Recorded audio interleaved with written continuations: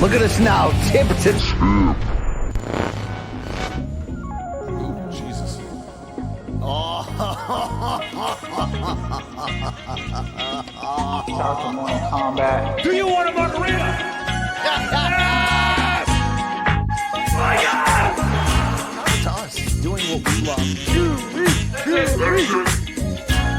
It's time to bang. Oh, yeah, get fired up. We're back at it. Morning Kombat directly in your face hole. Monday, April 28th, 2025. Ready to wrap up the weekend that was. And if you didn't know already, by the way, today's episode of Morning Kombat brought to you by DraftKings. DraftKings, the crown is yours. My name is Brian Campbell, that BBC with that BDE, an accused Ian Garry super fan. So we'll see how today goes, right? That's Luke Thomas from Washington, D.C. And Luke, even though people are watching this on Monday morning, we are recording on Sunday night. I had a schedule issue. You were generous enough to go directly from Tuki's birthday party to recording this show. That is true. Hashtag girl dad right there. Yes. The party ended. We cleaned up. I came home. I caught my breath for a bit, and here we are recording on Sunday night. But we have a lot to talk about. So it actually should be a great show today. I'm actually pretty pumped. We will not only recap a fantastic UFC Kansas City fight night card with an electric crowd over the weekend. How about that maybe fight of the year that broke out in the UK? I mean, look, give me one word to describe what Chris Eubank Jr. versus Conor Benn made you feel. One word, yeah? Begins with an O. Joy. I'll take joy too. Yes. Joy. Yes. Like, isn't that why you watch fights, bro? Yes. You know what I mean? For like performances like that. And I mean, we'll get to it. There was the build up and like his dad coming in at the last minute, which was unbelievable. The scenes were unbelievable. The stadium was unbelievable. Like the walkouts with the violins. I mean, it was wild, right? My only real complaint was I don't love DAZN's choice of the British commentators. I mean, small thing. I'm not hating. But in general, dude, not a home run. That was a grand slam. And you don't see those too often every year, but you got the chance to see one on Saturday.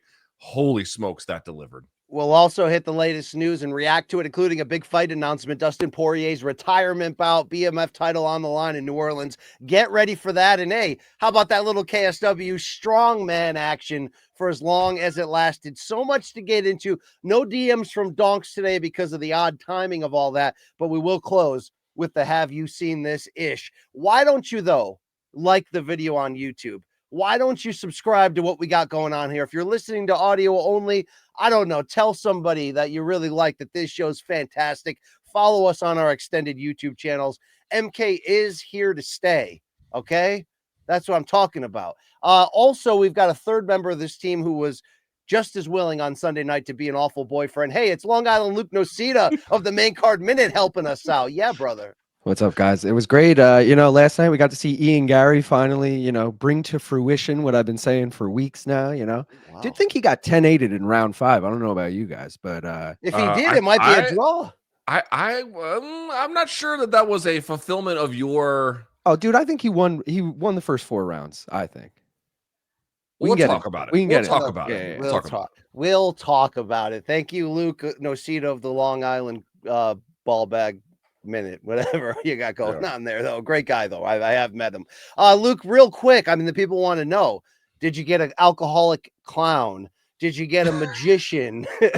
Did you get a guy that could contort his chanson into farm animal balloons? What did you get for Tukes? Well, it was supposed to be a Star Wars party, and we weren't sure how the weather was going to be. It turned out the weather was beautiful. You can see I'm a little sun-drenched. But the wind ate us alive. It kept popping all the balloons. It kept snapping around and then popping. So we had a hard time setting anything up. That was a bit of a pain.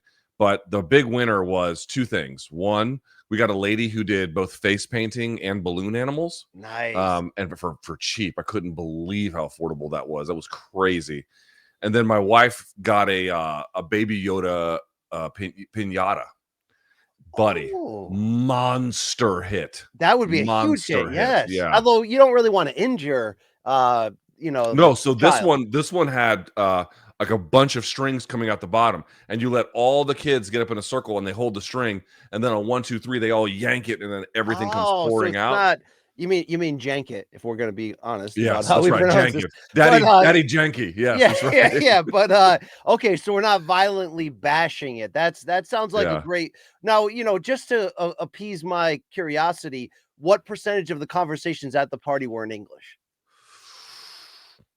Probably 60%. Oh, okay. Yeah, Okay, I would that's say the decent. majority. I Okay. mean, my family was there, so that brought in English. French, And, maybe. we basically did was we just invited her kindergarten classmates, and then they all came, and but a bunch of that is in Spanish, obviously, as well. So it was great. It was Great just stuff. awesome. Yeah, Great it time. worked out. The weather was the big thing. Like the sun was shining. It was beautiful. I'm tired, but I cannot complain by any stretch of the Well, imagination. HBD goes out to the great too, because we're big fans. And also, Luke, you can't find this shirt on store racks anymore, right? Look what I Buddy, just found in my look drawer. at Yeah, that. that's what I'm talking about, right? Yeah, there's I a mean, it's not relic quite right there. Fedor versus Brock merch, but it's something. It's something right there. All right, you know what's something? The show we got for you, the recap we're about to hit you with directly between the eyes. Why don't we do it right now with topic number 1, UFC Fight Night Kansas City over the weekend, and we talked about it. This replacement main event seemed like it was going to be better than the original of that light heavyweight tilt that has now been moved to Azerbaijan. Excuse me. We got a welterweight one that was going to decide a lot between Ian Machado Garry once again on short notice and a red hot Carlos Prates, who had finished all 4 of his UFC opponents up to this date. What we learned, though, through 3 rounds certainly changed in terms of what we learned over the totality of the 5 rounds, as Ian Machado Garry did score a unanimous decision victory over Prates in the main event. There's no question that Garry looked sharp, particularly in those first 3 rounds, long, dominant stretches that he endured in a favorable position, but he faded down the stretch. There's a lot of people on social media arguing that Prates should have finished him when he was on the ground. And maybe even Gary's performance of hanging on for dear life could open up that debate we kind of started the show with accidentally, a potential 10-8 fifth round that, depending on how you scored round 4, could actually make it a draw. So, Luke, there's a lot to love. There's certainly a decent amount to critique and or be nervous of. But when we're talking about the cocky, brash, and very efficient Ian Machado Garry, what's the best way you can understand or contextualize what this win meant to his rise? Let me give you the context of how I saw this fight, because I actually feel like that's pretty important. I was not watching live. Now, I knew I had to watch, obviously, before today's program, and I did, but I did not watch as it went on. But I was actually on social media a bit, just kind of looking at my phone and seeing people being like, oh my God, Garry looks amazing. Garry looks fantastic. And then, as the fight wore on, there were some people that thought round 4 got away from him and that round 5 was a 10-8 round. Scoring for me, 48-47 for Garry is fine. 47-47 is fine. I could even see a case for 49-46, depending on how you want to go. So I don't think the wrong guy won. I don't believe that. Garry was basically better for the majority of the duration of this bout. Yeah. And he was better in ways that are important. He was the guy who tends to define the terms of the exchanges. He was the guy who tended to define where the fight took place, again, on what terms it took place, on what rhythm it took place, on, again, every part of that, he kind of, for the most part, he controlled that. And that is a very, very difficult thing to do. And you heard Dana White in the post-fight press conference say, the matchmakers were kind of looking to see how a guy like Garry was going to deal with the pressure of Prates, which, by the way, is a good reason to make this fight. Like, that is a fundamental question that we needed to get some answers to. And I think for the, in large part, we got a pretty good answer to it. And again, they wanted to see what they had in Prates. Like, could he make some adjustments and show more dimensions? My problem with this fight, such as I have one, is I am not going to sit up here on this show and be like, Garry looked bad. That is just ludicrous. It's so absurd. I'm not even going to honor it. I'm not even going to honor, like, he faded a little bit down the stretch. Yes, of course, but that can happen when you're 27 and it's your first real UFC fight that goes a full 5 rounds against another top guy in the division. Like, yeah, I mean, I don't expect it to go flawlessly. Here is basically my problem. I don't really think I learned anything new about Garry. I know a lot of people here after the fight are like, oh, I learned so much about him. I'd be curious to know what that is. It's not like he didn't show you impressive things in the course of this. Please listen to me very closely. That's not my argument. But my argument is all the things he showed, I was like, I kind of knew he was capable of doing. What I was hoping for was him to add some new wrinkles. What I was hoping for was for him to show some slightly different adjustments, or elevating his game in some kind of noticeable way from the very high but real baseline that existed. And I'll just be honest with you, I did not see that. I did not see somebody who showed me something radically different from the MVP or the Shavkat Rakhmonov fight. Again, some stuff was fine-tuned to a degree, but I knew he could define the terms of the exchanges. I knew that he had more ways to win and would kind of mix it up. And all of that execution, BC, for me, it went well. I mean, for the most part, obviously that round 4, and then again, especially the round 5, a bit of a different story. But in general, it went pretty well for him. That doesn't tell me anything. Here is my basic problem, BC. He's 27. It seems to me that there is this giant push in MMA for guys to take advantage of opportunities to ascend the ladder as fast as they can. And that makes sense intuitively. And in the case of someone like Ilia Topuria or another elite guy, that makes a lot of sense. But in the case of somebody like Garry, who's got a lot of ability to define the terms of the exchange, but has poor finishing mechanics on his submissions, doesn't have big power, and typically doesn't throw in combination, and so therefore these fights kind of drag out a little bit as a consequence, I was waiting for that screw to get turned. What is the evidence that screw got turned? I don't see how we got anywhere. So I know I'm kind of rambling a bit. I'll pitch it back to you here, but it was a fine performance. He looked really good for long stretches of it, but we knew he could do all of that. What was new about it? I didn't see it. Well, you and I were vocal that we knew we could do that. I think there were a lot of people, though, that didn't take away the quote-unquote moral victory qualities from the Shavkat performance that we did, or were as vocal about it. You saw a lot of people saying, Garry's not the real deal. Prates is going to find out over 25 minutes. And for those people, for anyone that hates Garry, it's why this is such a unique fight, the way it played out. You're still given fuel to say, look, I was right. See, I mean, we had an ending that wasn't, as dissimilar to Leon Edwards versus Nate Diaz, which was supposed to be a big showcase opportunity for Leon against a big elite name. And he looked great until he didn't, and it almost fell apart. And we all got to say, see, he's not that guy. And I fell for that trap too. So I get all of that. Could he have been finished? Should he have been finished? He probably should have in round 5. And let's not forget, Prates busted his nose up in round 4, which I know that's sort of a swing round on a lot of people's cards. But I scored it 3-2 Garry, giving the last 2 to Prates. We can have a separate argument about the 10-8 or not. But I think, Luke, we did learn more. You said it was his first 5-round fight against an elite competition. It's the second straight one, actually, because the Shavkat fight went the distance just the same. I guess I mean the one that he won. But yeah, fair point. Sure. Fair point.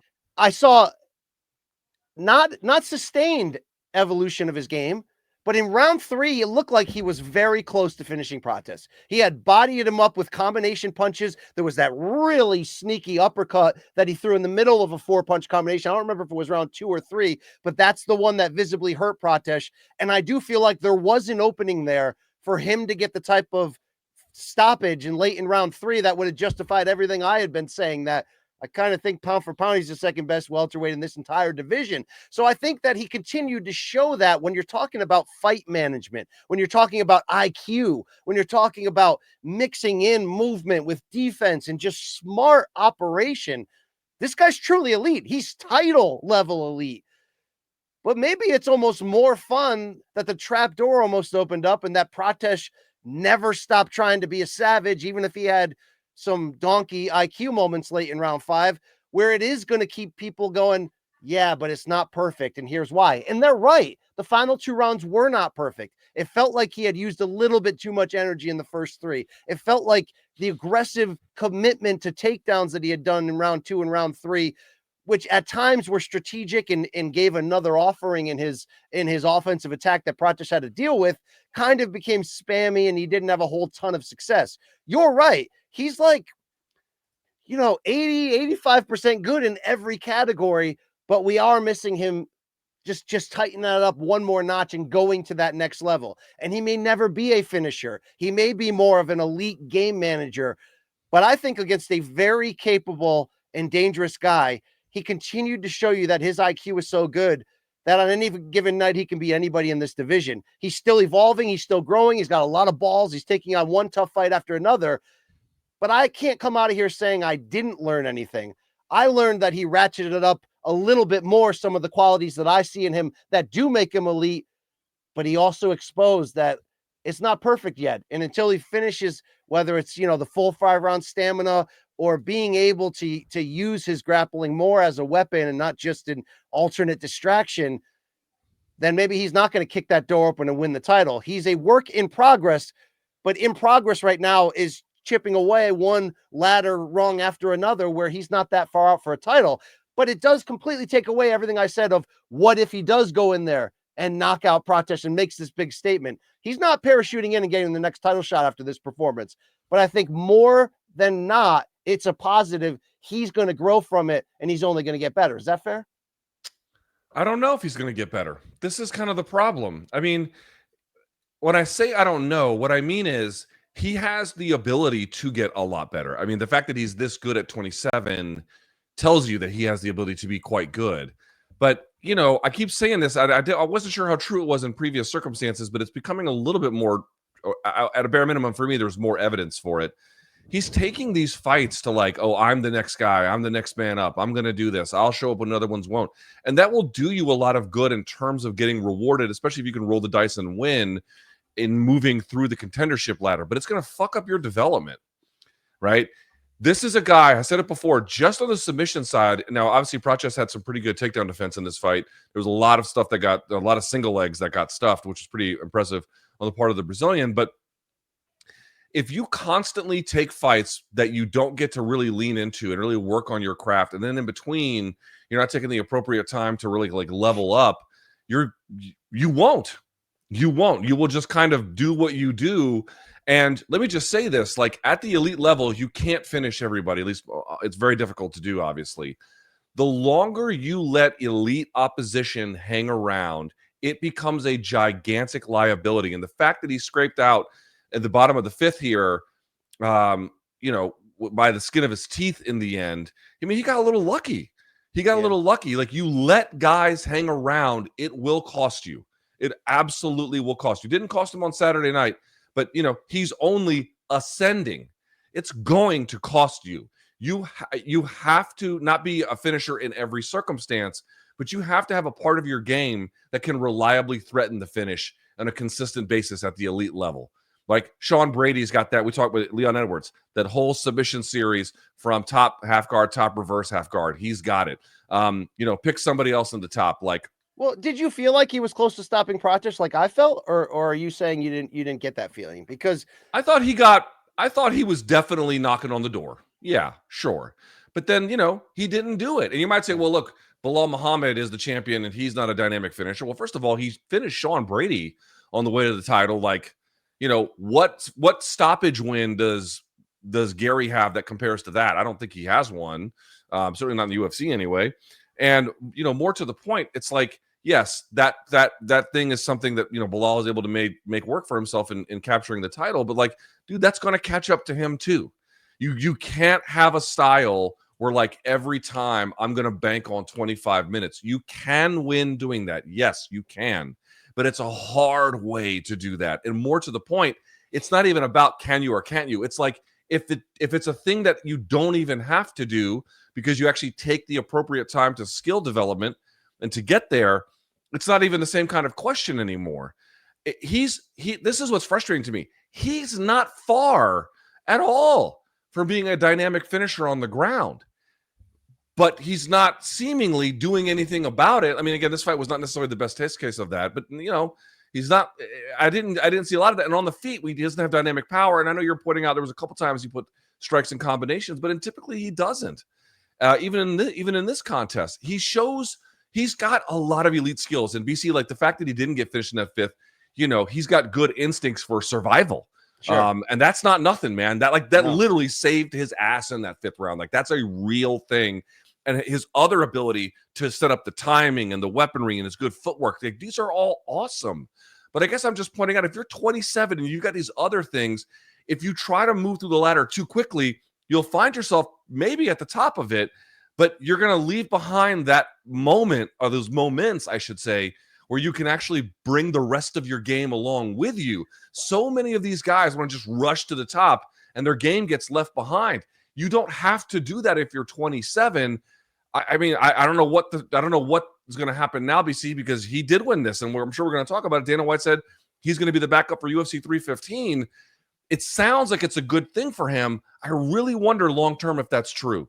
Well, I think the good thing, again, is that he didn't get the stoppage, that he's not going to cut the line, that he's probably going to have to wait out Shavkat getting the first title shot, or even somebody else if Shavkat isn't ready. There's a lot of people that are hot right now. But I don't know if I agree on, like, the rushing it part. He's 27. It was his 17th pro fight. It was his 10th UFC fight.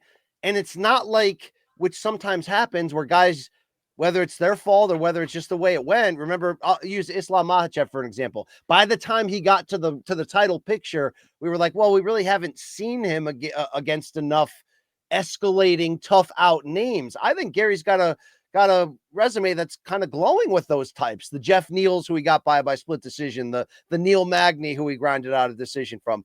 I'm not here to tell you that he's a perfect finished product, really, that he'll ever get there, or that he is, anything in the direction of a dangerous finisher. He's not. I'd love to see him use his knees and his legs more offensively with that big frame at 6'3". But I feel like, given that he's got star potential, his time is now. And at least he's learning on the job. And at least this win will slow the roll of him cutting the line and force him to get yet another big number one contender type fight. What I'm saying is, he may fall in line and be in the right place at the right time to grow right before his big close-up. But if he doesn't round out these categories, and here's the key question, can he win the championship as is right now without being that finishing threat? He does completely take away your offense. He does mute what you do great. Will that be enough against the other elites he's yet to face in this division? I think that's the real question, Luke, because he's not getting held back. It's one more fight and then probably a title. My view is, the way he's built and what he's got going on, could he win a title with what he has? Yes. Yes, he could. But I think of someone like Charles Oliveira, who had a bunch of issues that he had to iron out, including but not limited to, kind of character under fire, which is a difficult one to fix. But he began to really those losses made him lean into skill development, and that radically transformed his chances. You're asking, is what Gary has good enough to do big work? It is. But every time he goes out there, he has to know he has to be built for 25 minutes hard every time. He has to know that the chances of submission are bleak. He has to know he doesn't have the firepower to put these guys down. He's going to have to labor his ass off for the entirety of it, and then risk taking a big shot and then having to scramble. He got away with it against Carlos Prates, in part because Prates made some bad decisions too down the stretch. I was surprised about, he couldn't, his ground and pound, and his, I don't know, his finishing instincts did not blow me away with that one. I'll just be honest with you. You're talking about Prates, right? Yeah. I want to ask you straight up. Did he blow it, son, in that fifth round? Yeah, a little bit. It's listen, we just talked about Gary doing everything he could to keep moving, not get the stoppage, not just lay there and kind of wait out the clock. He was trying to hang on, and that makes it tough. But if you're Prates and you've been basically, behind the 8 ball for more or less 20 minutes, give or take how your opinion on round 4 went, this is it. This is your moment. You have to absolutely know what to do to control another person and then finish them off. And you're like, oh, this is such an unfair standard. This is so high. Motherfucker, this is the Ultimate Fighting Championship. These are people that want to compete for a world title. Yeah, I'm going to have high standards. Yeah, I'm going to expect them to do the extra kinds of things that other guys simply cannot do. So yes, of course, Prates is good. He might bounce back with a big win right after this one. It wasn't like he looked terrible or anything.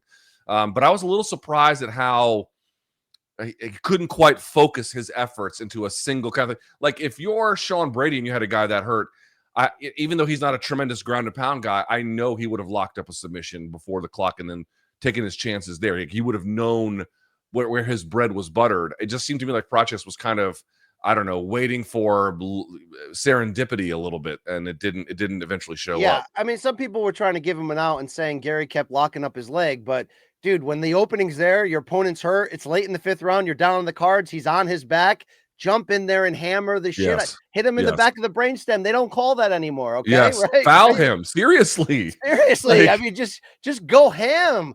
That was a fail. That made him more like, oh, is he Cheeto Vera at welterweight? And I don't mean to insult Cheeto Vera. He's great. He can violently stop up to a certain level of any opponent, but I wanted to see if Prates was the goods. I guess the rally shows you that he still could be the goods. But Luke, I wonder, and I'm not trying to be the Garry apologist, but if he ratcheted up his championship stamina and got to the highest that it could get, we're not having this conversation, in my opinion, against Prates, and he probably wins 5-0 and shuts him out. I wonder, in hindsight, if Garry, it was mismanagement of the gas tank. There was a lot of times he was circling away, and there's times he does it strategic, and that's part of what makes him difficult. But there's sometimes he leans into that. It feels like a little bit too much, using a lot of unnecessary motion, where I wonder if that and how aggressively he was going for takedowns, he's still learning that lesson that, I bring up this reference a lot, but Stipe had to learn that in the first JDS fight over 5 rounds, that gas tank management. So I'm wondering if he gets that, he'll be fine, even if he's not stopping people. Maybe to your point, it may not be long-term forever. It's hard to do that. You let killers linger in the championship rounds, you're going to find out eventually. But I'm wondering if really the biggest takeaway here is just ratcheted up that stamina. It's a skill issue. It's a skill issue. And this is the issue for me. I know we have some audio to this effect. Like, of course, dude, you win a tough fight like that, especially if you survive late, you're going to be proud of it. He should be proud of it. Like, it's a commendable effort. It's not like I'm not at all saying he looked bad. No, not true. Not true. What I'm trying to point out to you is if you have youth on your side, going a little slower through the queue, at least in terms of how often you take fights, can pay significant long-term dividends. And it appears to me he's trading on that. He's trading on that by saying, I'm actually not going to commit to that slower, more methodical skill development process. But what I might get in return is I might get to fly through the queue a little bit earlier. Okay, I think he will. I think he is. I wonder long-term if that might cost him. It's interesting because he does fashion himself a star in the making. He's got criticized at how much he's copied Conor's playbook purposely at different times. So I understand, like, that's the example he's looking at, and you rush through where opportunity is. And I commend him for taking back-to-back short notice fights here. I commend him for how much his skill is evolving. But yeah, we did learn in this case that there was a little bit of a problem. Long Island, Luke, I did want to get your take on how harshly we should judge against Garry, because Luke was saying, like, the one thing I take against Luke Thomas's argument is about the skill. When he says it's a skill thing and not a stamina thing, it wasn't a skill thing for 3 rounds. He kicked the shit out of Prates. It was a skill thing when he got tired. Where do you weigh in the middle of that? Yeah, I mean, dude, he's obviously still developing. I'm not like the biggest Ian Garry defender here. I just like this matchup for him. I didn't think it was more like, to me, the story was more about Carlos Prates getting exposed finally. Like, I didn't think Carlos Prates was that good, more than I think Ian Garry's the next champ or something. But like you mentioned, I had Ian Garry up 4 rounds to none, and then I scored it 10-8. So I had it 48-46. But interesting. Okay. I feel like he looked good, dude. I feel like he looked good up until Prates probably could have finished him in the 5th. You guys mentioned the fight IQ, but yeah, I don't know. That's really where I'm at with that. No, I definitely think we didn't talk about this. We kind of made this like a focus on Ian Garry, and because we obviously have high expectations for him, and we get all that. But Long Island Luke is right. Prates, that this to me was like, okay, again, he's also going up against a young stud in Ian Garry, right? So we all have to understand that. it looked to me like the limits of his style were really put out here, where, you know, he likes to counter guys and like make them react and like with the high pressure. And for the most part, Gary really denied that to him. And if you deny to him, he had nowhere else to go. So we talked about it on Friday, like who's got more ways to win. It's not just that Gary, in theory, could have gone for the takedown and then gotten it, and then on the feet too, he could have won.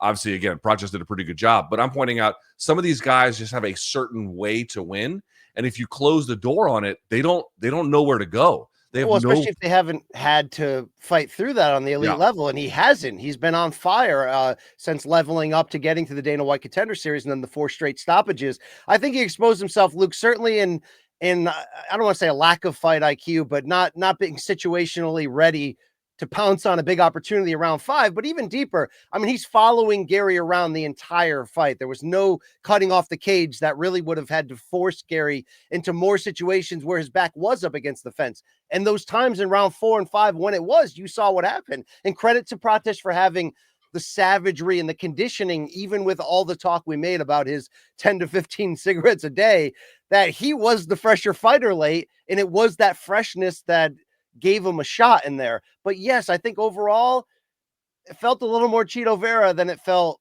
title shot 2 fights away. It did. That's where he's at. This was his wake-up call. Let's go back to Gary to hear the first piece of sound where, dude, in this, he did what was that, the Full Send guy afterwards? He gave a pro wrestling promo, and I'm not saying I'm all in on the Gary shtick and the confidence and all that.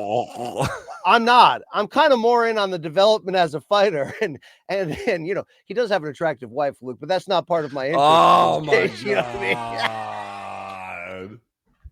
Oh, Cuck and Buck coming up. No, here's what we need though. We need this sound from him. Tell me if you like this, hate this, all that. Look, here's something that people aren't talking about. I didn't have to accept this fight. That's my back-to-back second fight in a row in short notice. And I'm going to do it again in 2 weeks' time in Montreal if I have the opportunity. I am the epitome of anyone, anywhere, anytime. And if you want to fight the best in the world, you become the best in the world when you get victories like today. And the world better realize and put some fucking respect on my name now. I am one of the best fighters in this division. Love me or hate me, you better show me some fucking respect now. It's like, I can't tell. I like it. Yeah, like I like it, but it's a little cringe, but I also kind of think it's ballsy, right? I like it. I like the moxie. I like his belief. And dude, I'll say this again, dude, you know, this dude doesn't duck smoke, bro. I mean, he is out there to win it, and he believes he can. And again, he's got so many different ways to manage the exchanges that, you know, he can do impressive things. I don't mind the confidence. It's just I don't know, man. It's hard to explain, but I just feel like as somebody who watches like a ton of tape, and like when you have an eye for watching tape, and I'm not saying I'm especially good at it, but what I'm saying is when you do it, you are looking for mistakes. You're looking for shortcomings. And it's a little frustrating for me that he's kind of got to this point and he's like, okay, this is good enough to win. True. It is good enough to win, but it's not as good as you can be. It's not even close. And I just want more for him, given what he's on the doorstep of. Does that make sense? I hope that it does. No, it completely does. The question will be that we don't have the answer for. Can he's taken all the other parts of his game up with him as he stepped up in competition, but these are really big ones that he hasn't yet finalized or figured out.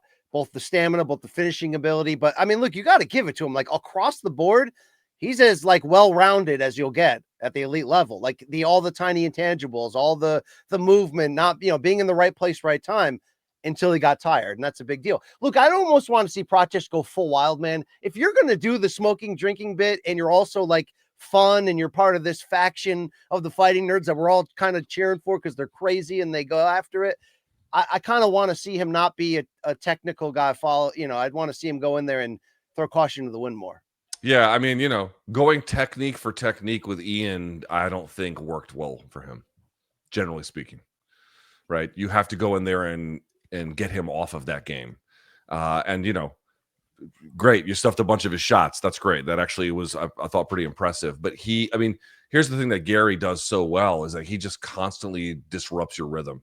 Every time you try to get going, he just, you know, lightly shuts it off. And the cumulative effect of it is enormous. And dude, he had no answer for that. Like, we're talking about Ian Garry's skill development. We should talk about Carlos's. Like, dude, he's got work to do. Maybe put away the ashtray, Luke. Maybe. yeah. I mean, I can't imagine that helps. But even more than that, it's like, again, switch to lefties. Switch to left-handed cigarettes. Right? Get bro, down on. You can only have a singular way to win in this game if that singular way is lights out.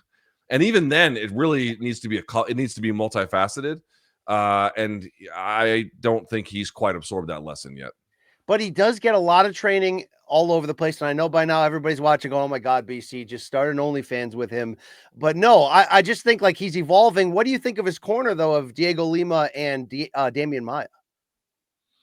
I mean, that's an amazing corner, bro. Yeah, it's pretty good people that he seems to be working with, representing Shoot to Box. Let's close out some of the sound we have to fully frame the rest of the story. Because look, the big question is what's next? I am of the belief Jack Della Maddalena, of course, we already know is the UFC 316 June 7th opponent for Bilal. I'm of the belief that it should be Shavkat next, but if Shavkat is not ready, I'm ready for Sean Brady to cut the line and get either the rematch against Bilal or just get a straight title shot. Let's say Shavkat is healthy. Do you feel like Sean Brady, Ian Garry is that final boss #1 contender fight to get to the top? It's either that or the Buckley fight. And I know we'll talk about this because Buckley has work cut out for him in Atlanta, but it's one of those two. Okay.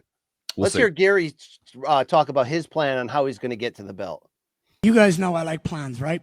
You guys know I have visions in my mind. Well, let me tell you what's next. I'm going to fight the winner. I believe it's Bilal.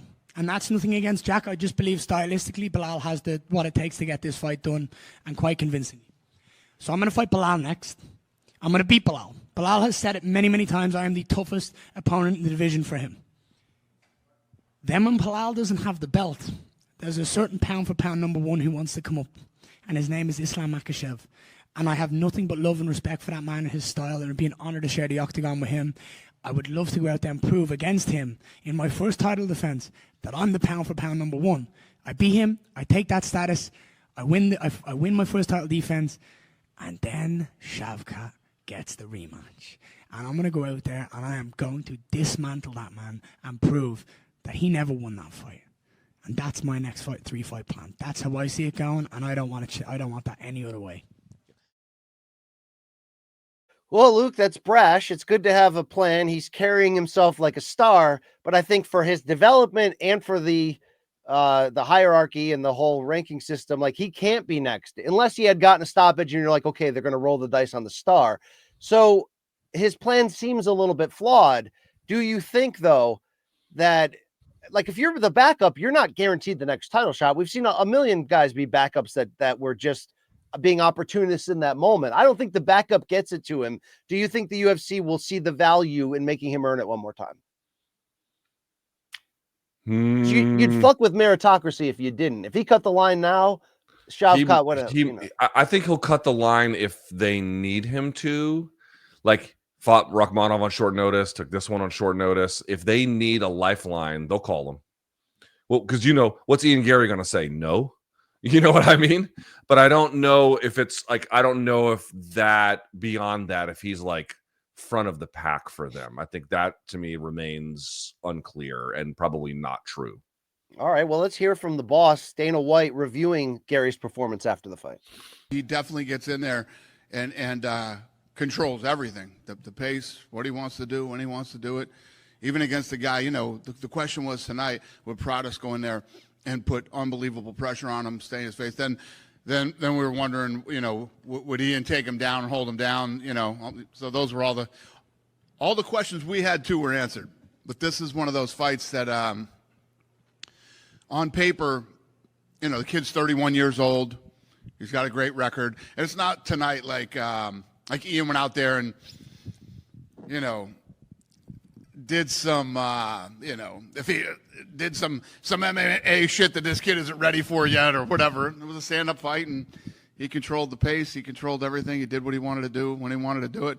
But the great thing was in the last round, Prates obviously was trying to finish the fight. So Ian announced himself as the official backup for your welterweight title fight in Montreal. Is that official? Did he just announce that himself? It's official. Yeah. I mean, he's doing what you do if you want to be, what Chandler did. You want to get to the top, you be ready, you be available. Let's see if it's to his detriment. So, Luke, do you think if Buckley beats Usman, Buckley is not going to cut the line here? Buckley would fight Garry next. That's my guess. My guess is if Buckley wins, comes out relatively unscathed, they're going to make that fight. Yes. Well, now, Luke, could you give me odds on your thoughts here as the betting degenerate of what the Garry odds would be against Buckley and Brady? Against Buckley, he's definitely going to be the favorite. I'd say like minus 150, Buckley plus 125. You don't want to F around with New Manzo in round 4, though. You don't want to do that. Yeah, and then Sean Brady is a good one. That might be like a pick 'em. That might be like minus 110 either way. I mean, Luke, that would come down to his takedown defense. But if he could stop the takedown against Sean Brady, he might be in the driver's seat for another 5-round decision. Right. But I am less confident that Garry can get away. I mean, so for example, Garry got away with one because MVP's grappling is not super awesome. Yes. Got away with one. I mean, he lost, but like he let something slip through his fingers against Rakhmonov because his finishing mechanics weren't great. Here, he survived, but he let a guy with pretty respectable power and good pressure hang around. It's like, okay, the Rakhmonov one, because who knows what state Rakhmonov was in, because he was obviously pretty fucked up physically. But I have a feeling that we're about to get to a territory where it's going to be less forgiving on some of this stuff. This is kind of my problem. It's like you're about to enter a territory TV, though. When you have risers who are visibly vulnerable, that like Anthony Joshua was champion of boxing. It was like every fight he's on the verge of getting caught with one random shot that turns the entire fight around. It's like, dude, it's almost like Garry is going to turn every opponent into Tank Davis. And what I mean by that is, Tank loses long stretches of the fight and then just puts one on him, and then not the Roach fight, but historically that's typically what happens. And I'm not saying that Buckley is Tank Davis, but I'm saying just he's going to win long stretches of that fight, but he's going to get clobbered with one at some point. And dude, it's all bets are off. Like he lets these people hang around.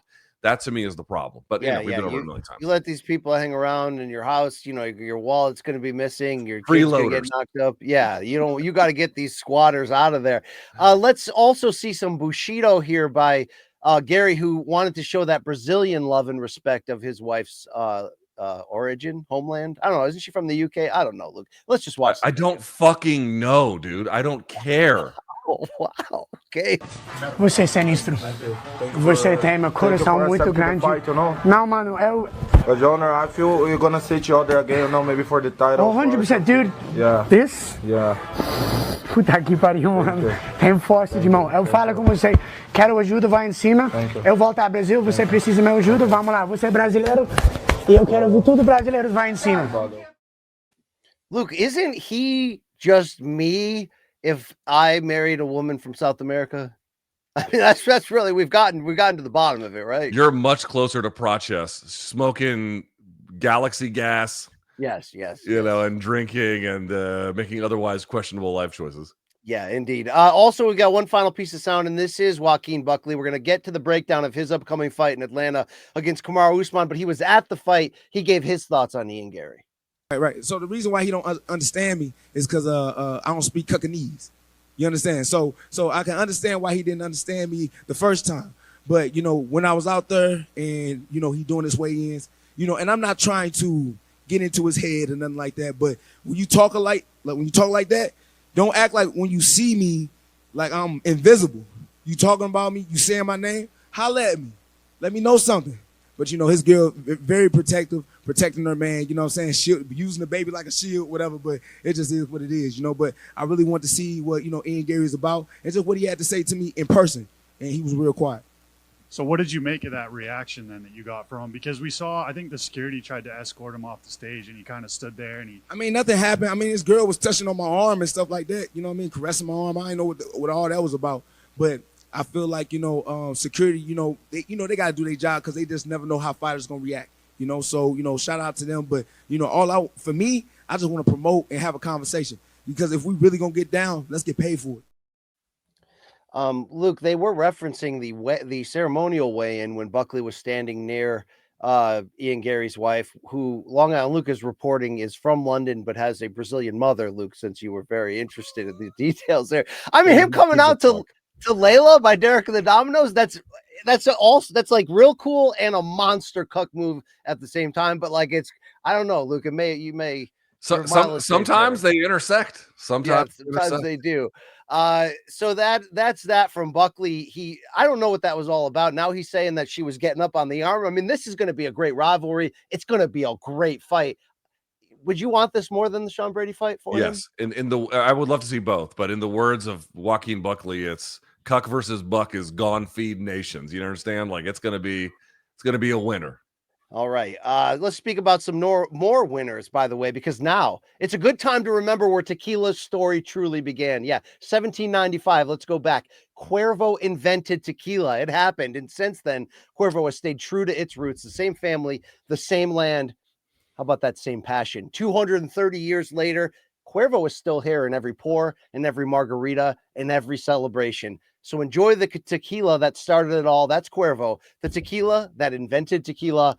ProximoCuervo.com. Please drink responsibly. And Luke Thomas, everybody knows we love our partnership with Cuervo, and a big part of that for our listeners is pregame preview.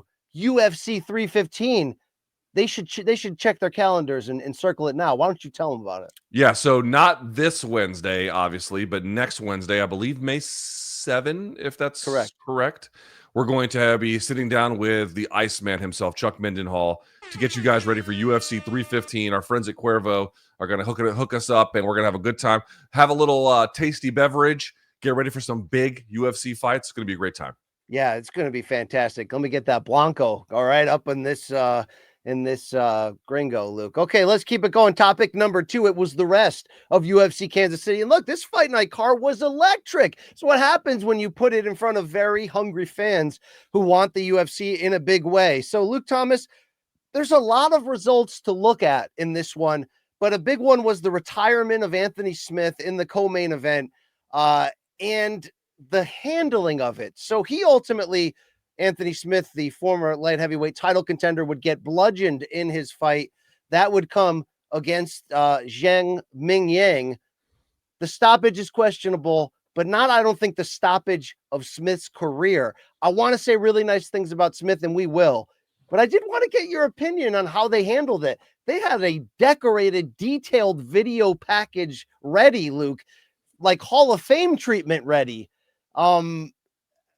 This guy's beloved, there's no question, by his colleagues, but they gave him the full red carpet love exit treatment here after the conclusion of a very respectful career.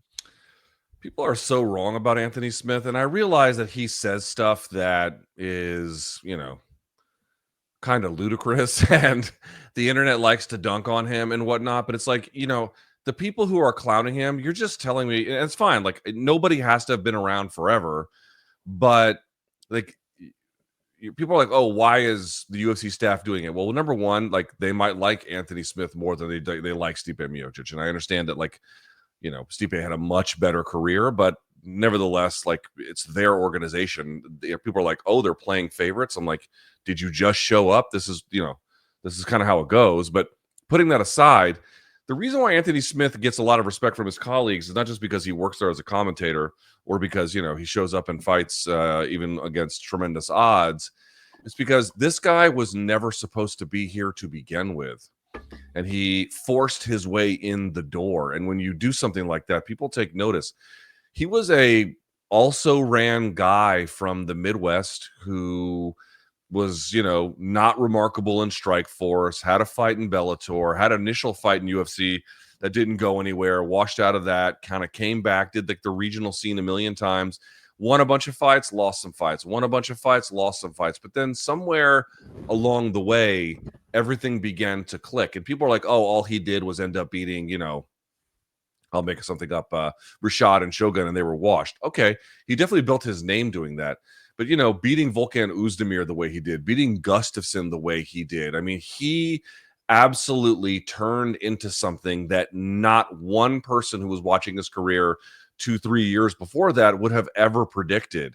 he is a success story despite the many, many odds that were in front of him. And he was not, he was not first round draft pick. I mean, obviously there's no draft, but the whatever the equivalent would be, he was not that guy, but he just refused to go away. He refused to succumb to the broader set of circumstances and turned himself into a for a time anyway, obviously not now anymore, but for a time, he turned himself into a very respectable fighter and a UFC title contender. You don't have to like what he says in the media, fine. And if you want to say the last few years have just been not, super impressive, who's going to argue with you? But people acting like, oh, I don't get why they like this guy. They like this guy because he fucking earned it. That's why they like this guy. And you have to understand, when you go from absolutely nothing to something pretty remarkable, people tend to take notice. I recommend other people try. Yeah, I'll give him. There's no question you give him that. I mean, this is a 17-year career in which he had 60 fights. I mean, he was coming into his own in the UFC with like 13 losses at the time, because there were times he didn't take his career seriously or didn't, he wasn't given those big opportunities. When we sat down with him for Room Service Diaries, any lingering jokes about, oh, Luke, that's your guy, let's all, have fun here, they got to go out the window, because you meet the guy and he's so genuine. And I think the biggest takeaway I had from our RSD with him is exactly what you see played out in his fights. And sometimes, especially on this losing streak to end his career, where he lost 4 of his last 5 and was stopped in 3 of them, you don't want to see him take punishment. I'm not trying to point out his ability to take punishment was one of his greatest calling cards, but on the flip side of that, obviously it's his durability and his courage. And when he told us on the RSD was he just doesn't have an off switch to say no or stop when he's in turmoil. And that can obviously be a gnarly situation in fights against absolute killers who are pouring it on you.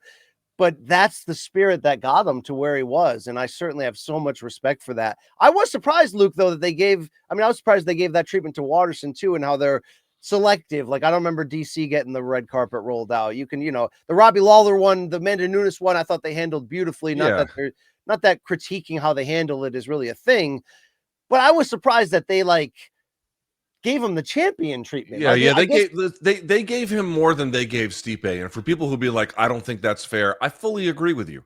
The argument isn't that they shouldn't have done it for Smith. The argument should be, if they're going to do something like that for Smith, then they should do something like that or more for somebody like Stipe. That's the argument to me. But people being like, oh, I have no idea why Smith's colleagues seem to like him so much. Well, pay better attention to his history. It's not a fucking mystery. We know that a guy like Cowboy Cerrone, for example, wasn't a champion, but it has just carved out such an identity. And some of that is the character and what he represents too. But obviously it's the badass fights, the willingness to fight all the time. I mean, Smith fulfilled that in a different character way.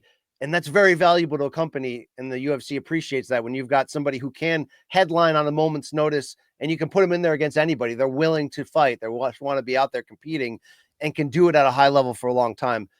I'd be given a disservice if we didn't respect this man for what he's accomplished. And he's an inspiration too, on top of that. And look, the great news is that even though I don't agree with his takes on Power Slap, he's a good broadcaster. He's a good podcaster. Like, he can add to this space in a lot of ways moving forward. So it's great to see him go out on his own terms here. Also, I didn't hate the stoppage. He got cut real bad with that elbow when they were standing, and he wasn't brutal, exactly. Yeah.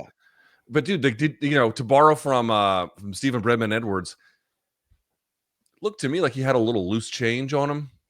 Yes. I was okay with it. He should have been done probably. And again, I everyone else can hate Anthony Smith. I don't. But I do think he probably should have called it a day, maybe even after the Vitor Petrino fight, to be perfectly honest with Agreed. you. So I was happy that they closed it off, to be honest. When you get wins like that, you get that itch if it's not exactly. Yet. Exactly. And look, it's not. I remember Rashad always being honest with us. That transition now that he's going to have, at least he has things to fall back on. But it's going to be hard for anyone. So because that's what motivates him. That's his identity. That's his craft. His favorite thing. So I can identify with that. But we wish Anthony Smith well. Here's his final message on the Twitter to call off a great career on the IG. Which, I'm going to be honest, Luke, that's too small for me to read right now. Okay? That's a wrap. Congrats to Zhang. The light heavyweight division is on notice. You're going to have a great career. Thank you to all the people who have supported me all these years. I was never good enough to make it this far. I'm just really happy that it all happened. Thank you to the UFC for saving my life. Dude, This is what I mean, man. These improbable stories are people who are never, ever, ever supposed to be here, and then they find a way to do it. And I don't know. People can like and dislike who they want, BC, but I think that's pretty admirable. Do you like his tattoo package overall? I don't. No, I don't. Okay, I just wanted to hear the truth. Yeah, no. Right. He's got a couple of them that are pretty good for sure, but he's got a lot that not for me. A lot of dream catchers, but it worked, Luke. He caught him for sure. Zhang Mingyang, Luke, he seems like he's got some charisma. He gave some really corny one-liners in English afterwards. Here is him talking about who he really wants to fight. Next fight, I want Eubank Jr. 在新加坡我看过你的比赛，我特别喜欢你的战斗风格。你那场拿了腰带，接下来你现在也不是冠军，但是我非常欣赏你的战斗风格。下一站，我们来试一下。Yeah, he said, I watched your fight in Singapore and you won your belt at that fight. I like your style. I respect your warrior spirit. But now, although you are not the champion anymore, but I would like to fight you to test myself. Luke, that's a big call out. Are you like an early believer that there's something there with that guy? Because he's got size too. No, but no. You think he's a donk in waiting? I know you do. I know he's a little bit better than a donk. He's not like I mean, in some of his other fights, I was like, oh Jesus, okay, but he's got a little something to him. But I'm not penciling him in for a title shot. I'll put it that way. Okay, that's fair. Luke, be honest with you. Did Michel Pereira, who had a full ensemble dance to the cage, which is his old calling card, and then he used to gas out, right? Oh no, he still does, Luke. He gassed out here. Abus Magomedov gets a 30-27 on all three. What are we doing? I mean, what are we doing here, Luke? So this gets back to that debate that Jed and I had about Yuri on the pregame preview from a couple of fights ago, where I was like, no, he should get better. Like he's exciting. We don't want to change that. But I'm like, Yuri has better at the time. Now he's better, or we'll see. But like his last performance, obviously against Jamal Hill was really good. But before that, he just had poor defense. And I'm like, you can have better defense and still like be who you are. And to me, the Jamal Hill fight is like total evidence of that. But then you have someone like Pereira where it's like, oh, we want to make you better. And then you kind of make him, like a cookie cutter kind of fighter. And it just ruins him. It just ruins him. It ruined him completely. And more to the point, it's like, dude, how are you this muscular and athletic and your cardio is that shitty? How is that possible? How are you that good of an athlete? Of the dance, Luke, that takes a lot out of a man, right? I'm like, it's just unbelievable. So to me, it's like, maybe he has got a future in karate combat. I'm not even saying that pejoratively. Like, dude, Sam Alvey has has carved himself out a little niche over there, but he doesn't have a bright future in the UFC. I can say that. I think that's another guy where he's just got to go full on clown now and just like be a I think he needed to be all or nothing in a lot of ways on whether he's going to take it serious and not flip off the cage in the middle of the fight. Like, I know it's super exciting. He does superhero shit, but if he's going to do, I know like there's the connection with the crowd that brings him joy. I've heard long interviews from him before translated where he just like talks about that the adoration of the fans is like everything that why he's in here. He just wants to entertain. So just be the full on brawler, crazy entertainer, Spider-Man opponent. Like just lean into it completely because trying to do both is not working for you. Luke, there's a lot of fights you could talk about on here, but was there a better brawl than Randy Brown at welterweight and Nicholas Dalby, who Dalby's nose was pointing at Jandiroba, Luke? And you know what I mean? The thing here is he almost scored a stoppage after being on the verge of death, but lingered long enough for Randy Brown to give him the old, I mean, that is just a brutal KO. What does this say about Randy Brown, Luke? Because that's your fight of the night. The crowd went banana, Luke. They went full Jason Rosario. I thought for the most part, I mean, obviously Brown got dropped. And what was that? Did he get dropped in the first? He got dropped in the first, right? Yeah, first. Yeah. He got dropped in the first, and I was like, because before that he was looking pretty good. He was keeping he was keeping Dalby at the end of his punches. He was flowing. He was kind of pressuring, he was dealing with any kind of blitz. He gets dropped because he kind of doubled up on his jab and didn't take good account of the defense. But, in general, dude, like, it's kind of funny. I was thinking about this. It's like, how many times do you have to get to know someone to really understand them as a fighter? You know what I mean? Like, you see them as a prospect, you kind of get a sense after a few fights. And, sometimes they can change that up a little bit later as a contender. Now, Brown's 34, but it's like, I feel like he's actually finally starting to really put everything together. And like, you almost now have to take a brand new look at him. I'm not here to say that, like, oh, in this stacked division for a guy who's been here forever, all of a sudden he's just going to start surging through. It's really not my point, but clearly he can do, I think, I never thought poorly of him, but I didn't know if he was going to ascend to anything into the ranked spaces, right? He Now might be he's ready. 4 or 5, Luke. Yeah, since that loss. exactly. Like, now he might be ready for that. And that KO was vicious. Again, not everyone's going to kind of charge at you in that way. That's going to enable that. It almost, with that right hand and the way Dalby fell, it almost looked like Holloway putting Gaethje's lights out a little bit. I mean, obviously slightly different, but it had a similar kind of feel in that precise moment. So I'm just trying to point out, like, dude, Randy Brown is asking us to take a new look at him. And I think he's earned that. I think he's earned us kind of trying to reevaluate who he is at this stage. And with this win, he should move up the ladder and wherever that might be. And I thought it was very, again, even with a little bit of adversity in general, pretty impressive.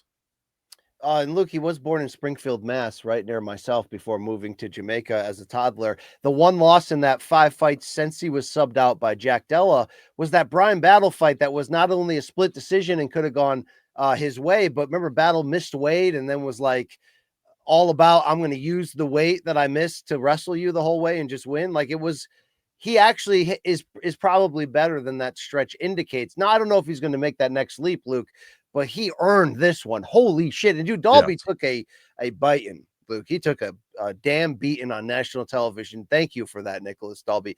That one, were you not entertained from the crowd just losing their freaking mind? Like, that's what every Saturday night is supposed to be, Luke Thomas. That's what it is. That's what he delivered. They asked him to deliver, and he did.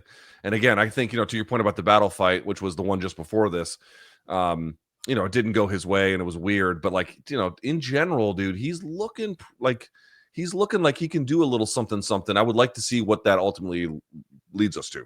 Yeah. Do you like those videos going around where Eubank Jr. is like, Rastafari? It was pretty badass, Luke. I've not seen that.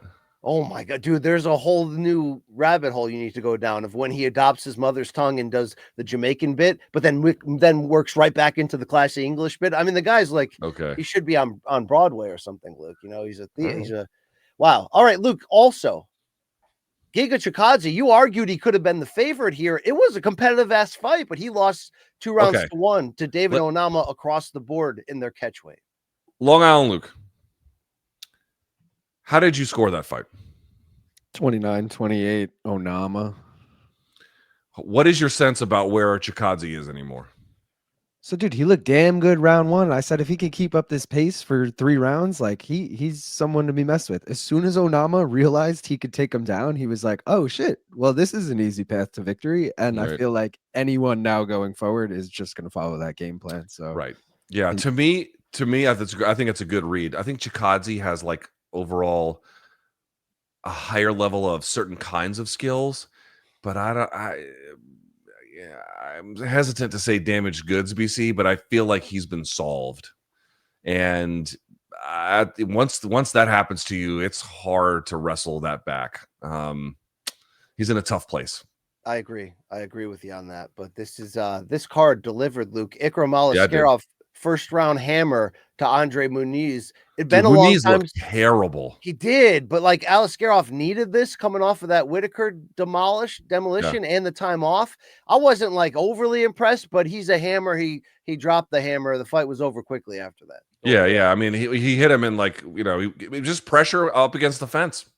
Got a few shots through that it wobbled him, or it dropped him anyway, and then he polished him off basically. Like, it doesn't tell us much, but good for Aliskerov to, get back on the winning track or whatever. And dude, Matt Schnell in the preliminary featured bout coming out of retirement at flyweight against Jimmy Flick. First of all, that was a great fight. I felt like the decision was kind of up in the air. Dude, Schnell should just stop with this retirement bid. The dude still got it. This fight was must-see TV, Luke. It was a great TV fight against small fighters just switching positions, grappling like nuts out down there. It's just a question of what these guys want, you know? Like Jim Miller was able to extend his career because he was willing to take fights that other guys, you know, at his stage are typically not. I don't think Schnell's going to win a title at flyweight. I don't think that's necessarily unfair, BC. But if he wants to fight these kinds of guys and these kinds of fights, to your point, he seems fully capable of winning them and doing it in exciting fashion. As much as I'm impressed with him and I'm like, yeah, stay around. This was great. Am I just impressed that we're out of the Apex? I mean, it's not like we haven't been out of the Apex lately, but I feel like this is that fresh reminder, even though I liked this card on paper and I loved the main event, this is that fresh reminder that when you're in a location that is just yearning for it, and there's a lot of those locations still, even with the price gouging going on, that people are breaking down walls to come see the UFC. Dude, this matters. This adds to it. There was a bunch of moments on this card where I come back from the bathroom and it sounds like main event level pops from that crowd. That just kind of fuels like a addictive, like STDs in college, Luke. It just gets passed around so quickly. It gets contagious, right? The KC crowd was very STD-like. Yeah, you know, if you're willing to make that, if you're willing to reach or around. Hey, Luke, what else did you like on this undercard? I don't know if you could be as eloquent as that, though. Jocelyn Edwards had a nice win. You know, I'm not sure what it exactly means, but I've never been super high on her, and that was a nice win. It didn't look like Chelsea Chandler went all in on like fitness. I wondered if that would change her game. She did. Yes, absolutely. Yeah. You could even tell a couple days out, like from some of the media pictures that came out, I was like, oh, she's in pretty good shape. Jocelyn Edwards looked pretty good. I think Damon Blackshear is always someone that you should keep in mind. I think he's got some real ability. Chris Gutierrez getting the win was good as well. But to me, what was the one I wanted to mention? You're talking about Cameron Simon getting sent to hell again, Luke? Oh, yes. God, dude. I mean, he kind of came to the UFC with a ton of hype, and it has not. Oh, that was a rough fall too. You know, I wish we could show it, but they would copyright the shit. Yeah, they'll just take down the show because they're haters. But yeah, that's true. Oh, dude, I gotta mention this featherweight who I'd never heard of. Long Island Luke. Should I know about Timothy Kuamba? Because he would hit that flying knee on Roberto Romero, and the crowd lost their damn mind. Yeah, well, he was losing that fight pretty bad, dude. He lost the first round pretty clearly. Also, that's a Nixick guy. Luke, you probably know Timmy Kuamba, right? I don't. I got introduced to him through this event. I've not talked to Coach about it, so you know, no surprise that an Eric Nixick trained fighter is pretty good. Yep. Yeah, badass right there. Fun card over the weekend. Now, Luke, we got to transition though into topic number 3, and it's some cards that are to come. We did get a Dana White public social media announcement of new fights, and they are exciting. We did not get the full updates, even with Dana's press conference appearance on Saturday, about when Jones Aspinall, although he remains confident, will happen, or will Elia Islam. Dana didn't sound like he knew in that regard. Here's what he does know about, though, and this is awesome. UFC 318 in mid to late July in New Orleans will be the final fight for Dustin Poirier in the home state. And it's Max Holloway in the trilogy for the damn BMF title. Like, yeah, this is the good shit right there. So, Luke, this is the right fight to make. I could ask you if it's not, but I think you'd have to agree. Central casting, nobody loses here. We're going to get tons of Bushido on the way out, maybe even in the hospital room, but it'll all be under the name of love, Luke. What a match. I can't wait for this. I saw some people bitching about this, and I got to tell you, I don't really get that. I understand. Here's one argument that I saw, which was, okay, if Poirier wins, he gets a title, but then he's going to retire. So now what happens with the belt? And I'm like, well, if you're the UFC, that just gives you a chance to plug it in any other place you want it. You know what I mean? Like, it's a gimmick belt to begin with, obviously, but you know, if you want to send it into the welterweight division, if you want to send it into the they didn't make Jorge defend it, right? It's not like exactly. You can send it. Send it to fucking flyweight. I mean, who cares? Whatever. You can do whatever you want. So that gives them some flexibility there. Also, if Max wins, not for nothing, like, you know, first of all, like, understand what it would mean for Max to beat Dustin Poirier. I don't mean the context. I'm saying, what is it going to look like in an effort where Max gets his hand raised over Dustin? And the answer is, BC, war. Wow. That's the answer. I mean, what is it good for, Luke? That's the answer. Like, if you're like, what version of Max winning is like, oh, take down to the back and chokes him out? Nah, son, that's not what's going to happen. That's not what's going to happen at all. It's going to be an absolute blood and guts dog fight. So, to me, it's like that is a reason enough to do it. Putting back in Louisiana, Smoothie King Center, which is right downtown. If you've never been to New Orleans, it's right downtown. It's literally right next to the Superdome down there. Like, the homecoming of it all. We're just talking about giving Smith like this big treatment. I hope that Poirier gets an amazing send off, and I'm glad the UFC is doing it. And I feel like, dude, like, you just know this fight is going to rule. I mean, the chances of it being bad, they exist, but they seem, BC, for me, infinitesimally small. Now, Long Island Luke is also mentioning, okay, but Holloway has lost twice. Why should I really care about a third fight? BC, can you think of a boxing, doesn't have to be just a trilogy, because I know, for example, Pacquiao and Marquez fought more than that, but like, can you think of a fight that at least, or a series of fights between two guys where one was down 2-0 and one in the third? Hello, I would point out to people, Rampage lost to Vanderlei twice, and then it was only in the third fight where he punched his fucking lights out. Yeah. So it can happen, absolutely, but is there one on the boxing side that stands out? I mean, the Pacquiao Marquez one is unique because there was a draw, and then you had two Pacquiao wins, and controversial wins, both being controversial, and then you get the just insane one-way knockout there with Marquez. I mean, it has happened. I'm trying to think. I mean, certainly back in the day when in like the Sugar Ray Robinson era, where they've got a bunch of famous rivalries there where guys fought 5, 6, 7 times, but I don't have the relevant recent one that leaps out at me. It is a rare occurrence, although there's been times where I think it's been necessary. Like, I thought we should have got Whaley versus Rose at 115 in a trilogy that would have followed those same rules, Luke. Also, not for nothing, but like Max Holloway, dude, before the UFC 300, I thought that people were being a little bit alarmist, but like most people, I was like, I don't know about this fight for Max. This is, we're talking about not just a guy in Gaethje who's good, but like a known bruiser, right? And dude, everyone focuses on the knockout. Hello, Max beat his ass. Are we forgetting this? Like, Max looked awesome in that fight. And to go back to 45, which I did not think going 45, 55, then back to 45 was going to serve him very well against Ilia Topuria. Sure enough, it didn't. But the thing that I go back to is I've talked to Max's people a bunch of times. They weren't really ready for 55 when they fought Poirier the second time. They just cut less weight. But now he's like building up. Look at the punching power that he showed at 55, not just in the knockout, but like even before that, and the overall array of skills he's developed. I got news for everybody, dude. Max Holloway, he's probably an underdog right now. He's a live dog in that fight. And if he gets a win over Poirier, it puts him right back to the front of that division at 55. It's like, dude, like, what the fuck is the problem with this fight? I mean, I know most people are happy, but just for the critics out there, it's time to wake up a little bit on this. This fight rules. And Holloway just knocked out the guy in Gaethje who had just knocked out Poirier by head kick when we were having the same questions about, is Poirier still that guy? And look what he gave us against Makhachev. So yeah, I think Holloway is in certainly a better position to get his first win. Luke, don't forget Tito Ortiz finally got a win after 2 losses to Liddell, and that's okay. That's all right.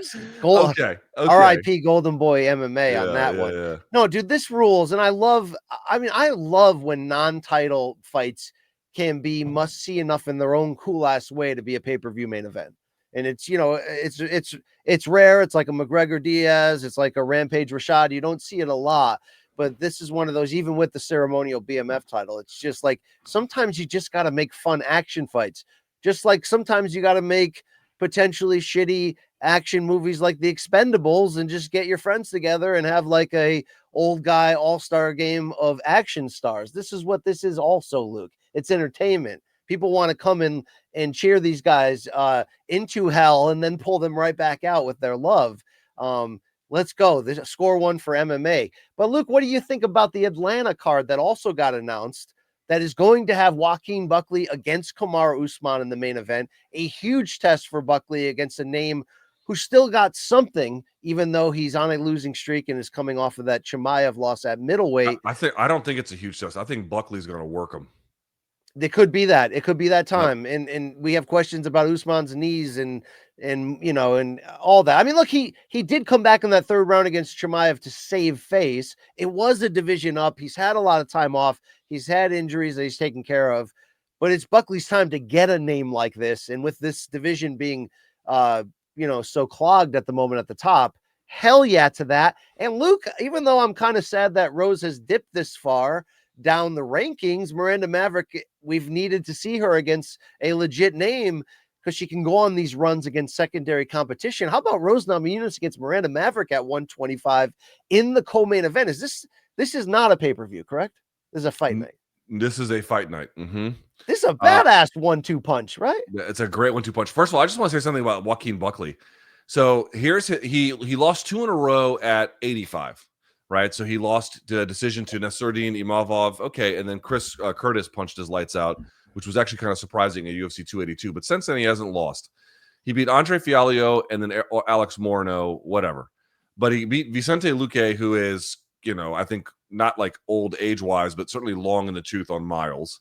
Then he beat Nursultan Ruzaboyev, which, you know, doesn't tell us much. Then he knocks out Wonder Boy, and then he stops Colby. My man is out here just cleaning up the elderly section of the welterweight division, like just absolutely thrashing them and pushing them out the door. Here he is with Kamaru Usman. Kamaru Usman is, to my mind, the second best welterweight of all time. He has a very decorated career. I was not impressed with what the tape shows in the third fight with Leon Edwards, not even close. And a lot of people keep talking about him as like some kind of big player in the welterweight division. And I understand he is by name, and certainly he is by historical achievement. I make no mistake about it. We're talking about one of the very best guys to ever do it at this weight class. But I think that time has long since passed.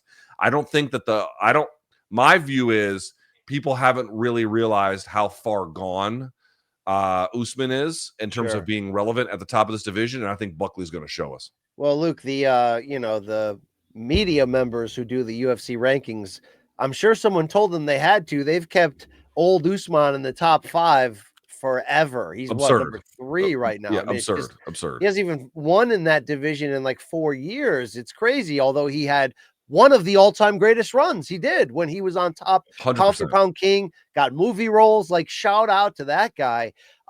Is it over for Rose as a contender, Luke? No, I mean, she's actually doing pretty well. I would say if you lose, you know, she's been a little bit up and down, but more recently, more up than down. But the problem is it's not the end of the world if she loses in that sense, BC. But what it would signify is that the game has passed her by. You know, it's one thing to lose to Blanchfield, right? But Maverick is not the same kind of hammer. She's not the same kind of like march you down type. She's a little bit more, you know, operates on the outside or tries to mix up the game. You know, a little bit more of a round manager, I think, is the way I would look at it. That's not somebody that Namajunas would have lost to 3-4 years ago. Yeah. Right. So if you lost to that person now, it would kind of tell you where you're at. And I know what everyone's going to say. Oh, Rose is only 32 years old. Yeah, but like she got started real early. She's had an unusual career in terms of the timing of everything. And I'm not saying she's done. She might go in here and beat the brakes off of Maverick. And you're like, oh, bet she's back. But that's her whole career. Highs and lows constantly. Bingo. So where are we? You know what I mean? That's what we're trying to figure out. Yeah. I mean, she has been closer than she gets credit for in some of the losses at 125, right? And she was injured in the Farrell fight, but still fought hard. The odds for Holloway Poirier, according to DraftKings here from Nocita, -105 Holloway, but Poirier is -115. So like this is just pick your seat and get fired up. Here's Poirier on the old Pat McAfee show about why Holloway. Yeah, we're coming back to New Orleans. The UFC is coming back to New Orleans in July 19th. It's going to be my final fight. I'm going to lay the gloves down in Louisiana where it all started for me. The whole journey started there. July 19th, me and Max Holloway are going to fight 5 rounds, main event, pay-per-view for his current BMF title. There's not a better guy I can think to fight in my retirement fight. I was his first fight in the UFC back in 2012, and he's going to be my last fight in the UFC. So it's an honor. He's a legend, former champion, undisputed, current BMF champion. So we're going to put on another war. Yeah, good shit right there. So there's another clip where he talks about it. I may have mislabeled that one when I put it in the rundown, BC. Sorry about that. If you got something else to play it. Is there excited, man? This has been a long time in the works, getting Louisiana on board, get the UFC to even think about coming back to Louisiana. But it's happening. Super excited. There's nobody else I'd rather be standing across from when I lay the gloves down or when I go into my final fight. Max is a legend. I got so much respect for the guy. He's done it all right. And that was his first fight in the UFC, and he's going to be my last. Well, that was the wrong one too. I sent you the wrong one. I'm a fucking all right. idiot. Well, Sorry we got to that. see Mike Bone again. That's pretty awesome. The point is he had said that he thought there would be a couple of other names that were thrown his way, and he was kind of looking for it. And then UFC came to him with Max, and they were like, "We really want this one for you." And so he's like, "Okay, cool, we'll take it." But it wasn't exactly where his head was at. Nevertheless, I might be leaning Max. I don't know, man. It's hard to know. Like after that knockout loss to Topuria, which again nobody's ever done. Dude, Poirier fought this fucking guy for 25 minutes at 55 and couldn't put his lights out, and then Topuria does it. So it's like huge question marks in for Max as well. This fight bangs, brother. No one paid us to say that. We're just naturally passionate about these two gentlemen. Luke, also quickly, we've got by the way, the Atlanta card with Usman and Numanza is June 14th. So that's the week after UFC 316. And Jamal Hill and Khalil Roundtree were supposed to be this Saturday in KC, but it's going to be in Azerbaijan, Luke, which nobody was really calling for, at least in the airspace but they're obviously going to get paid a ton for a site fee. That's why it made it worth it. I do like when they go to new places. This should be interesting. How would you rate this main and co-main with when you got Rafael Fiziev on this card as well on a 1 to 10 scale? Yeah, so it's the main is as you mentioned, it was supposed to be the one for KC. So Khalil Roundtree and Jamal Hill, which should be fun, definitely. And then your co-main is Rafael Fiziev and Ignacio Bahamondes. And dude, don't forget about Tagir Ulanbekov at flyweight against Kyoji Horiguchi. Okay. Yep. Okay. They got some bangers. Now again, I don't know why they're in Baku before they're in Barcelona, but okay, whatever. You know. I mean, I know we know why. I'm just saying it's just kind of funny that way, but whatever. The card itself, I love this fight for Fiziev. I love this fight for Nacho. I mean, this is hell yeah, dude. Good shit right here. I'm fired up, and that main event's going to be real fun to watch. Hell yeah, it will be. All right. Yeah, here we go. I was gonna make a Nacho Vidal joke, but I'll skip it. This podcast is sponsored, by the way, by Total Wireless, the official wireless partner of the UFC. And when you're streaming the fight or sharing those takedown highlights with your friends, you need a wireless provider that keeps you close to the action. With Total Wireless, you're covered on the Verizon 5G network, so you don't have to worry about your connection being knocked out at the biggest moments. It's not something you can usually say about a wireless provider, but Total Wireless really has your back, baby. They're in your corner every second of the day. You never miss a thing. They keep you covered for just $25 a month with 4 lines without sacrificing the essentials like speed. Can't handle your speed, son. With Total, you get unlimited 5G data so you can stay ahead of the action, keep up with every KO. Total Wireless understands you can't afford surprise blows any more than your favorite fighter can. That's why the price is guaranteed for 5 years, folks. Taxes and fees included. Damn good deal. The best fighters don't make it to the octagon alone. They got that all-in support behind them. You shouldn't be any different. So visit TotalWireless.com or visit your local Total Wireless store to learn more about how Total Wireless can be in your corner. 5G access requires a 5G capable device and a 5G service area. Monthly rate on the Total Base 5G Unlimited plan for new subscribers applies only to the monthly rate for your plan. Additional terms apply. See website for details. And Luke, I know you've been eyeing my my man drink over here, but you know I'm getting down with our friends over there at Huel. Let's just get fired up for that, Luke.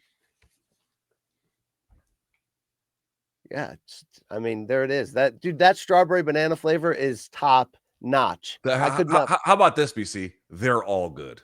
They're all good. Are they not? They're fantastic. Okay. I mean, you want to talk about what we're getting here, Luke, where we're getting here. High in protein. That's a big deal these days. That's how you want to keep up and keep the muscle on you that you do have. Contains vitamin C for your immune system. It's stupidly convenient. I can take it on the road, couple scoops in the hair, put some water in. I mean, look, I can be on the fly and staying on the right direction here, but it wouldn't be anything if it wasn't for the taste.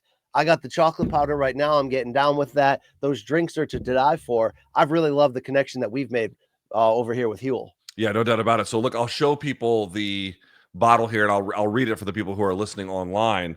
Look at some of these macros here. Hold on, let me put it in front of you. Look at some of these macros. 35 grams of protein, 7 grams of fiber, which, by the way, have your fiber, folks. That will, as you get older, I'm telling you, people laugh about that. That's really, really important. And then 27 different vitamins and minerals. BC kind of alluded to it earlier. Yeah, of course, it tastes great, and that's extremely important. Of course, who would want to eat food that doesn't taste good? But it's more than that. The macros are super friendly, and it's a ready-to-drink meal in a bottle. In fact, a perfectly balanced meal designed, as you indicated earlier, BC, by nutrition experts. It tastes good. It fits your macros. You can take it on the road. You can take it at home, wherever you need to. It is very, very hard for me to see what the downside is, BC. We love Huel. They take good care of us. They'll take good care of you. Yeah, how about vanilla? How about chocolate? How about strawberry? How about banana, iced coffee? They got the flavors too. It's convenience, it's in its taste, and it's affordability, folks. So new customers can do what we did. Visit Huel.com. That's HUEL.com, and then use our code /combat with a K. You're talking about 15% off your first order. So it's Huel.com/combat. And then use our code of combat with a K, get 15% off your first order plus a free gift. It's the Huel revolution. Okay, let's go. Let's join the party here. I got to get them macros, Luke. You know what I'm talking about. Yeah, let's go. Come on. One more time. New customers, you can visit Huel, HUEL.com, Huel.com/combat today. Use our code combat with a K to get 15% off your first order plus a free gift. Huel.com/combat. Luke, let's talk about it. Saturday's Chris Eubank Jr. Conor Benn clash in London. It got our attention. It is an old school family duel, second generation stars, and a tradition in royalty of British boxing history of what their two fathers did. We knew we would care to a certain degree. Then there was the egging. Then there was the soap operas. Then there was this WWF angle with father and son having beef. I mean, it was wild. And then the entrances were all the pageantry of the live band. This was some royal shit going on. And then these two guys effed around and put on the damn fight of the year. And it was a damn movie. Luke Thomas, this reminds you of why you're into this game, of why you fell for this sport. There's so much to talk about. What made this so special for you in totality here about what these two fighters did to really cut the line to be in your mid-year fight of the year as we get closer there? Dude, if I told you at the beginning of the year that Chris Eubank, or Conor Benn, like not necessarily against each other, but like imagine I had a separate conversation. Oh, by the end of the year, Conor Benn will have been in boxing's fight of the year. You'd be like, get the fuck out of here. If I told you about Chris Eubank, you'd be like, well, maybe like in a Canelo bout or something like that. But you didn't have that. You didn't have an A-list boxing star. You didn't have a major title. You didn't have really a lot of the things that you would think are like the guarantors of, what make these kinds of accolades or incredible moments possible. And yet, dude, everything about this fight worked. The pre-fight buildup worked. The fans showed up. The storyline was there. The history was in both part of it and then to a degree fulfilled in a way.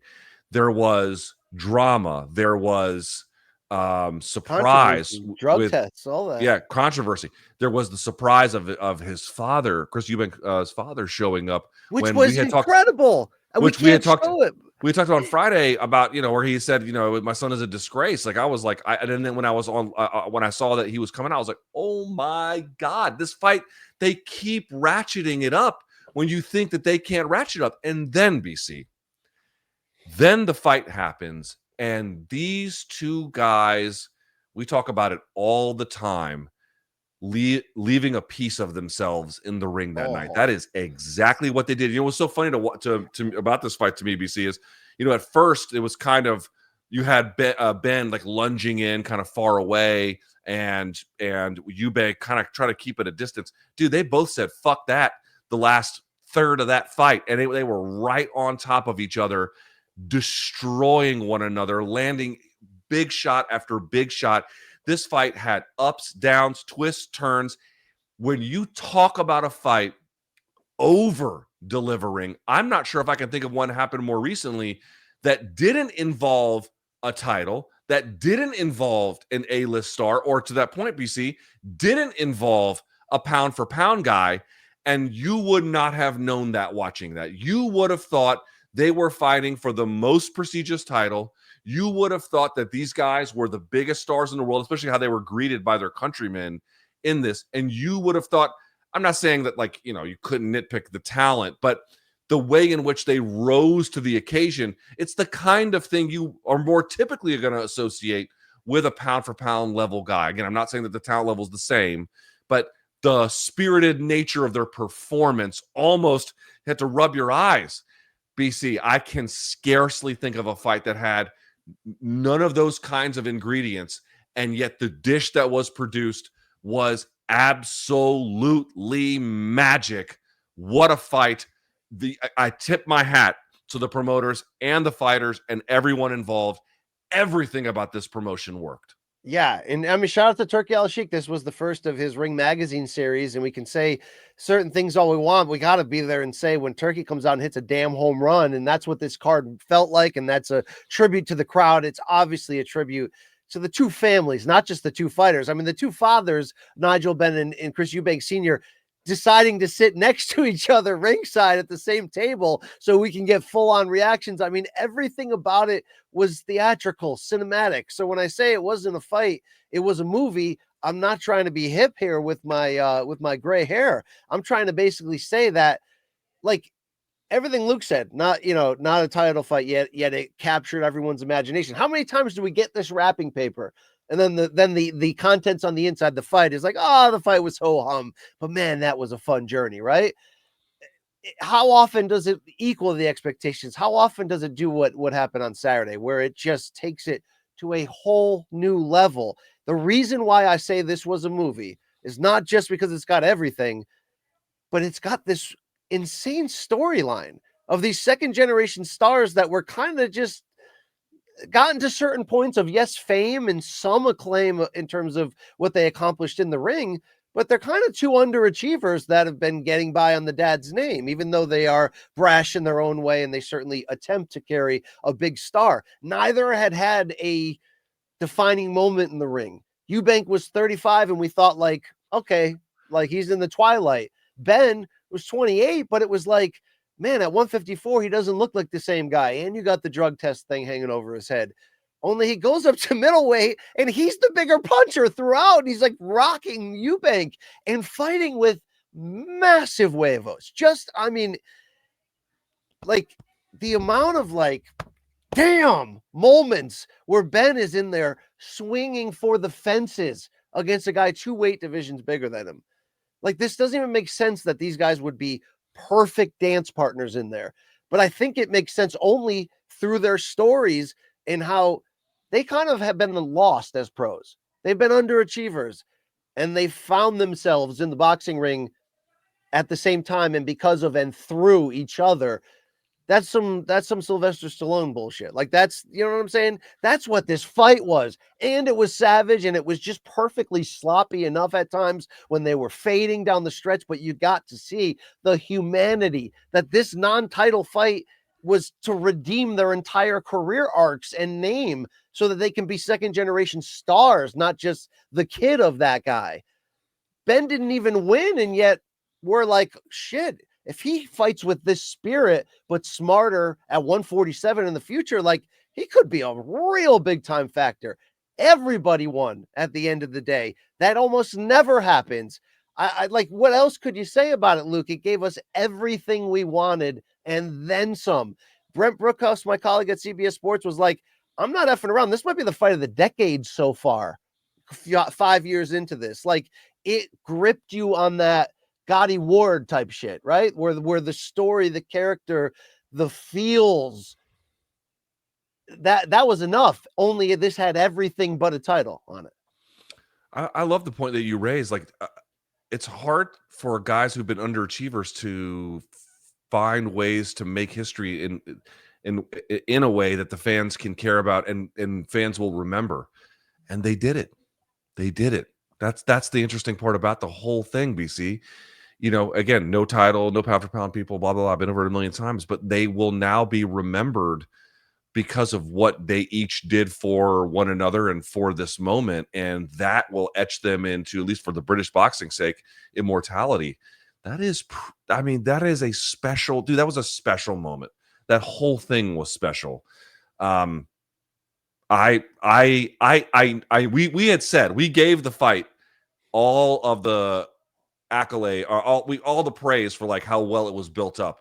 But I didn't know how the fight was going to go. You know, plus Eubank hasn't even spoken to the media, went right to the hospital when the whole thing was over, looked terrible trying to cut the weight.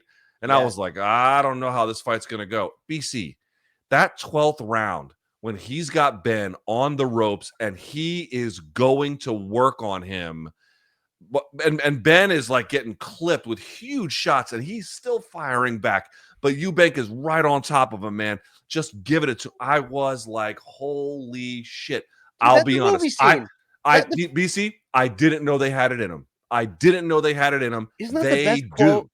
Isn't that the best quote? Chris Eubank Jr. said it. He broke his jaw, by the way. They would find out afterwards when he went to the hospital, but he did a quick interview in the ring and he just kept saying, I had no idea he had that in him. None of us did. Right. None of us did. Right. And he came in and he acted like the bigger man and he rightfully lost. It was 8-4 on all three scorecards. You could have it a little bit closer. I mean, there was these beautiful ebbs and flows where they just controlled certain stretches of the fight. But inevitably, especially down the stretch, dude, it got batshit crazy in there. You know, it wasn't like as savage but held together as like Corrales Castillo. It was kind of its own thing. It was just this fight that had no business being this good. And dude, these are English sporting heroes moving forward. They're not the kids of them. They extended the story, another chapter of the family rivalry and lineage here. Like, this is some theatrical shit, man. It's like George Groves losing the 2 fights to Carl Froch, but being a part of history in front of 80K. He's Sir George forever, right? These guys are going to have that opportunity now to make a lot of money in a short period of time, whether it's against each other in a rematch that you know the fans are going to be calling for, even though there's just as loud of a cry, it seems, for people who want Ben to go back to 147 so that he doesn't have to leave it all on the line. But this was kind of the perfect fight. We just didn't see it as that. For them to do that, for them to try to carve out defining moments. It wouldn't have made sense coming in to make that argument, Luke, but on the way out, now you see it. This was their time to make it all worth it. Like, this was, holy shit, we were witnesses to it. Like, am I too much in, Luke, am I trying to tell you I love you after the first night? Yeah, we were trying to get pregnant. I'm not doing that. I'm going to wear a rubber. But the point I'm trying to make is I generally agree with you. Like, you know, one of those things where it's like you'll find out who the true fight fans are watching that, which is to say everybody would like it, you know, like, or not everybody, but, you know, most people would watch that and find it entertaining. But fight fans like you, BC, fight fans like, you know, our audience, they're moved by it. You know what I mean? Like, it speaks to something deep in their soul to see something like that. You don't get, I mean, we watch a lot of fights. We watch a lot of sad fights too. Yeah. Yeah. You know what I mean? We watch a lot of bullshit. But then when you see something like this, it's like, oh my fucking God, can this all be like this? Please. Like, how do we get more of something so delightful to be a part of? And dude, the Eubank moment where Eubank Sr. gets out of the car like we're fucking WWF here, and the crowd lost their shit. Lost their damn mind when they saw that. How about Eubank Sr. in the ring after? What was the exact quote he said about Chris Jr.'s performance? He was like, it's something legendary. It was so classy the way he said it, but it was so proud. It was like, I bet you there's times up to that moment. And Senior's, they've been fighting on and off for years. Senior's criticized his son many a time for not having the right direction in his career. This was the moment where Senior clapped and stood, and the Rudy moment with the tear coming down the eye, right? The guy from Rock, the groundskeeper, right? He's clapped. I mean, it's that moment right there. And then they interviewed him in the ring, and they were like, Senior, we didn't know you were going to be, following it. We didn't know you'd get his back and come here. And he was like, I will always have my son's back. Rastafari. And he just walks off, dude. I mean, this is like, what the hell's going on? It's the greatest thing ever. I mean, dude, this is what I mean. Like every once in a while, like every domino that's supposed to fall does. And it felt like this time all the dominoes hit. What do we have this comparison to show here? Let's check that out. Show it to us. Look at this, BC. Oh, wow. Look at this. Are you kidding? That's beautiful. Me? That's beautiful right there. Somebody needs to paint that. Wow. So that's, top left, Nigel Benn. This is the first matchup between Eubank Sr. and Nigel Benn. It came at middleweight. Eubank defended his title and knocked out Nigel Benn in round 9. And I actually never seen their rematch, but it came in 93, and it was compared to this fight their kids had on Saturday. Apparently it's an all-time classic. It was to unify titles at 168 and was a split draw. So now I'm fired up to go back and catch that one that I missed. But damn, man. I mean, look, we got to see it, right? We got to see it again. We got to see it again. Can you imagine how big that's going to be? They did 65 at Tottenham Hotspur. They're going to do more than that in the rematch. Believe that. I don't know if it's the right move for Ben, but here is Ben talking about Eubank. I looked at Chris Senior and I said to him, grabbed him by the neck, and I said, mate, I'm so happy you're here. I'm so happy you turn up. Because outside of everything else, outside of all the noise and the promotion and the fight, your relationship with your dad never goes. That's always there. That's long standing. That's without boxing. What's boxing? What is it? Because I'd pick the relationship with my dad over boxing any day of the week. So to see them if this has brought them together, God, that's worth its weight in gold. I didn't hear anything. I'm not sure what happened there. Oh, I heard the whole thing. It was brilliant the way that Conor Benn was talking about Eubank Sr. and coming back for his son, even though it seemed like it was a skit. They fooled everybody. Luke, the quote from Eubank Sr. was, "That was legendary behavior in the ring." Like, that's the nicest thing you could ever say about his son right there. Doesn't get much better, man. Really doesn't. Damn. Ben wants revenge. We got one more clip to show here. Yeah, I want the revenge, man. I want my revenge. It took me back. It did take me back. In a good way and in a bad way. When I'm sitting there going, oh my gosh, this is unbelievable. And then in the same breath, it's just a lot of new first times for me today. First stadium fight, first time fighting back here in three years. First fight at 160. I had Eubank hurt multiple times, 3-4 times in there, noticeably. Just couldn't get a finish. So I'll make sure for next time that finish is there. Look, he did. He had him hurt a couple times, man. Was it round 9 was the big one, right? Where he just really rocked his shit. Yeah, I did.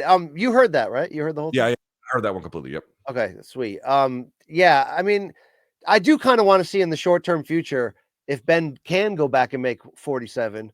What does he look? If he can and he can be healthy, what does he look like with this renewed spirit? This is exactly my point. Like, this whole thing has, Conor Benn, his mentions and Eddie Hearn's mentions, anytime Eddie would bring up Conor on social media, were just like a graveyard, everybody killing them both. And I'm not saying for not good reason. I'm just saying that's what was happening.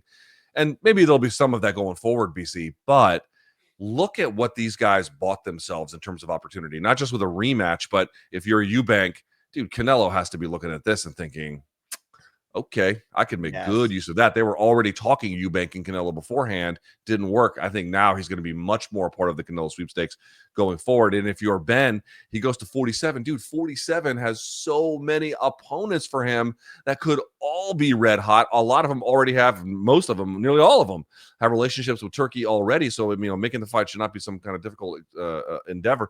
Dude, these guys bought themselves a lot of goodwill. Well, dude, Eddie has Ben, and he also has Boots, right? So Boots seems happy with Eddie, so it doesn't look like they're going to break up.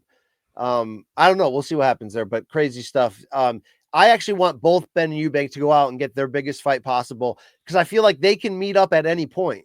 Like this fight wasn't supposed to be this good, and look, it was. I don't think it matters if they both lose a fight or if, this is a timeless rivalry. I hope we at least get a second helping. Luke, topic number 5 quickly, and that's all the time it needed, by the way. Quickly at KSW over the weekend, the Polish super cards that they roll out. How about this for a circus match that got us fired up? It was strongman Eddie Hall defeating Mariusz Pudzianowski, the 48-year-old legend, in 30 seconds. But I think the biggest highlight was he was literally manhandling Puja, throwing him around like a dwarf, Luke Thomas, and then hit him a million times in the back of the head. I want to get your reaction to this piece of business. It was sloppy heaven in a lot of ways. It was also weird. Did we learn anything? I mean, is Hall legit now after this? Well, first of all, I'll tell you one thing that I learned. I had no idea about this, but apparently I'm reading this. This was in the Daily Star in July of 2013. I'd never heard of this. This is the headline about Eddie Hall. Quote, "I'm a racist," admits UK's strongest man.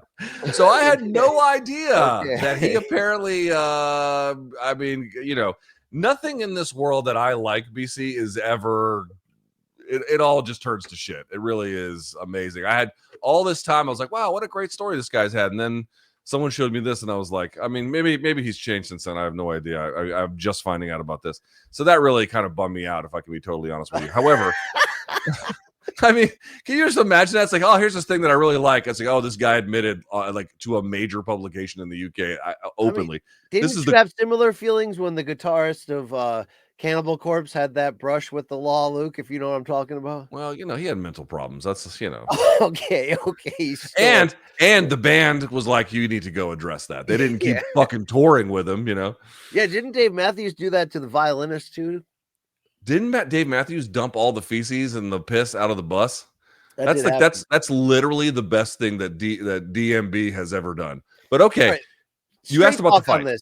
Straight talk on this. It was impressive. So what I would say is, I didn't realize this.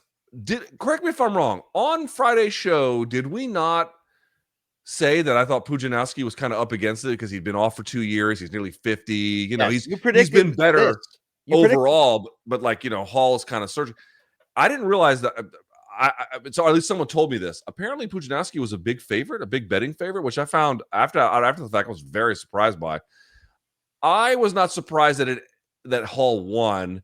We should say a couple things. One, the shots to the back of the head were a lot. And can you imagine a man that size just rabbit punching the fucking stem of your brain? You know what I mean? Like, I don't know how to assess that exactly. Whatever. But I can't say that time where he kind of did the throw by when he shucked Pudzianowski by and Pudzianowski went flying across the cage. I was like, yo, here's the point I wanted to make. If you're the PFL, and I know our friends Jed Mishu and Mike Heck have talked about this, BC, I echo their sentiments. If you're the PFL and you're, again, you don't mind doing business with a guy where the headline is, "I'm a racist," admits UK's strongest man. I mean, just unfucking believable how my life just keeps coming back to this. But if you don't mind that, and you're trying to find somebody who can fit the bill for a big fight with Francis, BC, a KSW PFL show? I mean, look, I think it's a larger question of should PFL be more willing to gimmick to get ahead, and it seems like they were. I mean, they signed Jake Paul and announced that he would fight in MMA, and now we feel like that'll probably never happen. And we also have only got one Francis fight so far, and some of these women's boxers didn't end up panning out in terms of like long-term entertainment options that they signed or didn't fight at all. But this is also, I mean, it worked for Bellator when they were making ridiculous ratings on Spike and the Paramount Network during that stretch of Kimbo and old fights. You do have to do it as a life preserver, but are these the right people? I mean, there is this masculine 80s action movie response in me that's like, oh my God, that's the freakiest freak show fight between behemoths. Like, bring back the pride feels we used to have. Like, let's just get sloppy and weird. Yeah, let's do it. 366-pound Eddie Hall against Ngannou. I mean, you wouldn't not watch it. You can do it, but you have to do it in a limited way. If you make that the core of what you do, it erodes the product. It does. But at the same time, I'm like, hey, Umar Kane against Eddie Hall. I'd kind of watch that, Luke. Yeah. So I don't know. But that's what it was. And it was like he's not legit, but also that win is not nothing against 48-year-old. That's right. That's exactly right. It's like it's not. I don't know exactly what it is, but it's definitely not nothing. It's if he wants to, risk getting his ass kicked and do some of these freak fights. I mean, Francis would send him to the bottom of earth, Luke. You know this. Which would be really difficult for him, apparently. Because I think it would, it would really break his heart. That a guy like that would do something like that. I don't know if you could sanction that. Could you? Yeah, I guess you could. It depends what jurisdiction you're in. Yeah. Right. The jurisdiction is money. It'll get passed. Yeah, all right, exactly. Luke, let's run through it. Those are our 5 topics. We don't have DMs this week. Thank you for adjusting to my schedule needs. We do have you seen this shit? We're going to close with it. It's harder that we do this remotely because some of the volume issues, but look, we're going to make the best of it and just roll the dice. This is the shit of the week. I hope you saw it.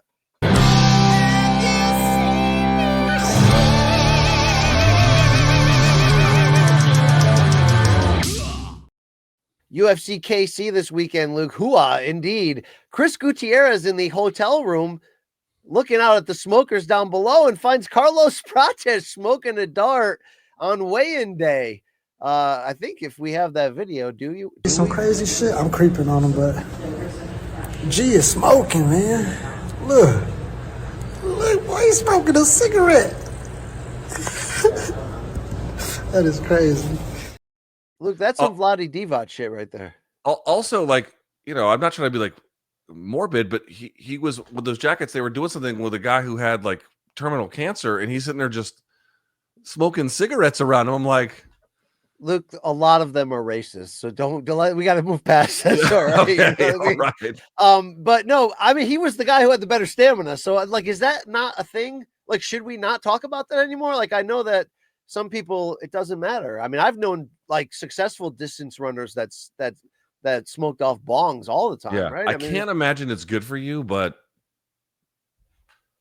he seems to be okay about it, All right, there we go. But that was some narc shit from Gutierrez, no? I mean, come on. I think like he's like the rest of us, like he's just blown away by it, All right, space brawl time of the week, Luke. Watch the pitcher closely here who gives up the long ball.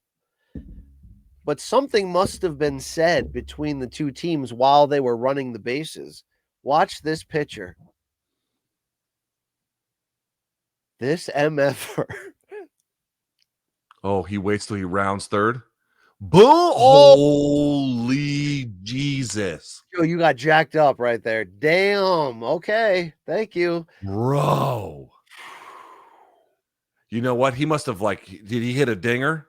And then he must have been talking shit running the bags, Yes. So then he got what was the who was the pro wrestler who did he would like dive into people? Goldberg, right? Yes, he would spear them. Spear, yes. That's it. I remember that from high school. He would spear people. Yeah, yeah. That's what that did. That dude got speared. Spear too, but not like Steiner's kid. Luke, you find that you don't know anything about this. You don't know anything I'm talking about, right? Rick Steiner's kid, Braun Brecker. What's that guy's name? I have no fucking idea. Yeah, I'm missing it in the moment. Braun Breaker. I've seen his spears. Luke, he folded some guy. I show speed in half. You know what I'm saying? I do know who I Show Speed is. Yeah, he was on. Dude, that was a lavish turkey video montage with KSI. It was like a video. Like that was kind of crazy, right? Yeah, so much. Yeah. Let's keep it going. Look, that transitioning from BJJ to MMA, you really got to work on striking technique to make that gap. Dude, check this out. I've been working on my striking, and I'm getting pretty good. I go high, low, high. Mix it up. Bro, what was that? I'm shadow boxing. What are you talking about? I mean, look, you've been in the gym, so right? Well, you got to mix it up. Sometimes you just got to go for unorthodox techniques. All right, time for your fails of the week. Let's go to the treadmill area. Oh, no. Oh, God. Look at this. He's going to help. Oh, boy. Here we go. Okay, what fucking Three Stooges sketch is this? That's a Looney Tunes gym, Luke. No judgment zone, okay? Are they all hot? let's go to the wedding dance floor. You know this gimmick, Luke, when they announce you in on the wedding party and you do like a scheduled dance? Yeah, I mean, this is for white trash, but that's okay. Yeah. But you gotta, if you've had a few pops in the limo, you gotta be careful, all right? Protect Oh, your date. Jesus. Oh, everyone wants to be the dance floor hero, huh? Yeah. Yeah, watch this. Yeah, here Luke. we go. Yeah, why don't you go be the dance Oh, God, he hit her with the ghetto blaster, Luke. Damn. Oh, Jesus. Dude, listen to me, everyone. Stop trying to be the hero at someone else's wedding. No one fucking likes you and no one's there for you. Stop it. Wow, you're actually right on that. Let's hit the bike ramp, I think. Bike trail. Okay. What? Okay. Oh, wow. All right. That's a KO right. Did you pick out people that just don't have control of their of equilibrium at all Yes. for this? Okay. Indeed. Let's go to the high jump pit, Luke. You know, I spend a lot of times as a track and field dad watching stuff like this. All right. Well, he's the worst guy I've ever seen in my life. Hey, he'll never walk again, unfortunately. You know Luke, what? And nothing of value was lost for this gentleman. He's terrible. yes. So Luke, don't they say that one man's trash is another man's treasure, right? yeah, I've heard that. Well, some people put, their mattress on the side of the road, but there might be some miles left in that mattress. You might want to scoop it up. Okay. I don't know whether an extraordinary murder or shitstorm took place. Also, true story. I don't know if I've ever told you this, BC. When I was in college, I was poor. I had no money. Sure. There was one time I dropped off a buddy of mine at his apartment in the apartment complex. And it was like one of these, like cul-de-sac joints where you come back out. And at the end of it, someone had dumped their couch. I went and picked up old Betty. brought her back to the apartment, and we put the furniture there. We had to Febreze that thing. Oh yeah. That was a gamble. for like weeks to get that thing clean, but we kept it. I mean, you might get a rash just, automatically from the transfer of that. That's some gross shit. Wow, Luke, that was an incredible mattress. Luke, you might have a future in politics after all. Let's listen in from AOC. And this isn't just about Republicans. We need a Democratic Party that fights harder for us too. I Dude, can be is that you. one that farts harder. Yes. Yes. Listen, if they're like, we need you to fart harder, it's like, well, you came to the right place. There you go. Luke, let's go to the mosh pit. We know you love this. Let's get some slow motion look at some of wow, look at that spinning back. Yeah, there's a lot of people that do a lot of standing around in the mosh pit and they get chewed up. I really don't love the mosh pit setup, Luke. I mean, I've been in some concerts where it's been physical and rowdy, but I'm not about this life. I mean, what are you doing here? What is happening? Did I not? Oh, they're donkey kicking. Oh, they're donkey kicking. Did I not tell you about I think it was like 1 or 2 corpse shows ago where I saw the girl moshing in there, fist fighting everybody. No, that's wild. Dude, she was in there fighting for her life. And like, I was hopeful that my wife pointed her out. She was like, dude, look at this. And we saw, I mean, these are just some whites that are just. All right, I'm done with this. This is too much. All right. I mean, it's still better than the Viking rowing losers who deserve to be cattle prodded and deported to El Salvador for fucking doing one of these on the floor of the metal show. Indeed. The rowboaters. Luke, let's check in on this Airbnb. We get a little tour of the place. Beautiful room, balcony into the jungle, bathtub overlooking the jungle, Camilla, nothing over there. I mean, he was in the thick of it, Luke. He was, he was doing one of these numbers like I do when I'm on the train, only because I'm trying to hold on to something. You know what I mean? Luke, I got on the wrong train last week and ended up in Newark Penn. I mean, I deserve that karma. Dude, damn it. You're an idiot. I'm How never does that doing happen? that again. It was on this side and I went to this side because the guy that worked there gave me like a confusing answer to my question and I kind of wasn't paying attention. Oh my God. Anyway, we got to survive those moments. Hey, Luke, did you hear about Mike? Let's look at this. All right. Well, he's good. Let he who's without sin cast the first stone. You understand? Yeah, yeah. Hey, Luke, it's Testies time. Let's go to the NYC subway. Check out that man's satchel. Is that Long Island Luke's dad? That would be so on brand if Mr. Nocita was rocking that backpack. That'd be unbelievable. Wow. Okay. Let's keep the nut influence rolling here, Luke. You know those Zyn packets? Yeah. They're not just for your mouth. Watch this.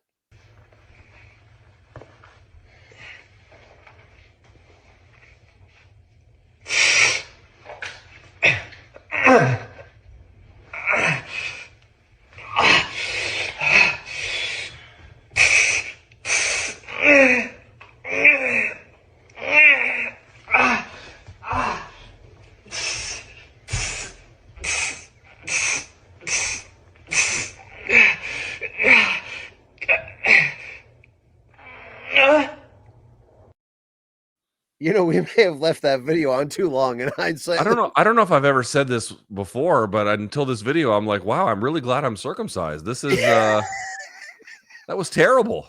That was terrible to watch. Let's watch your nuts at the skateboard park too, Luke. Oh God. Oh, you fucking he's not fathering children, Luke. It's not going to happen. It's for the best. It's for the best. But Luke, you know, some people have a harder scrote, apparently through training.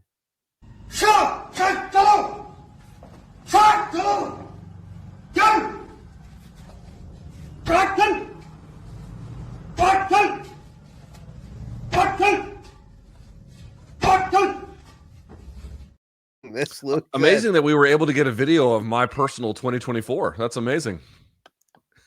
All right, let's go to the wedding jump rope, Luke. You ever see people, you know, at the dance floor, they get after it a little too hard. Now is Big Bertha going to get in there? Oh, he turned her into a stepping stool, Luke. Literally, bro, he was smashing her like grapes out of vineyard. You know what I mean? Oh my God! All right, well, let's play musical chairs, but don't play musical chairs with Bigsby, Luke. Watch this. All this right. is like okay. Okay. Oh yeah. What the fuck? Oh, solo. That's some Yokozuna shit. Wow, that was so good. Wow. Chinaka, Tuwaka, solo. Luke, we love political memes on the show, I think. Let's check out this one. All right, that's so. I don't know if that's pretty good. Yeah, okay, here we go. You hear about the Turkish soccer fan, Luke? Watch this. They are, dude. The Turks are different about this shit. Dude, man. he's gonna throw this. Look at this. Bah! Damn. Dude, I've told this story a million times. I was in Istanbul when Fenerbahce played. Was it Besiktas or Galatasaray? God, now I can't even remember that part anymore. It didn't matter. It was the rivals. I saw a motherfucker chasing another one with a doner kebab sword, bro. A doner kebab sword. That's going third world on that ass. Holy crap. Luke, you might love this one too. It's a tribute. Kobe.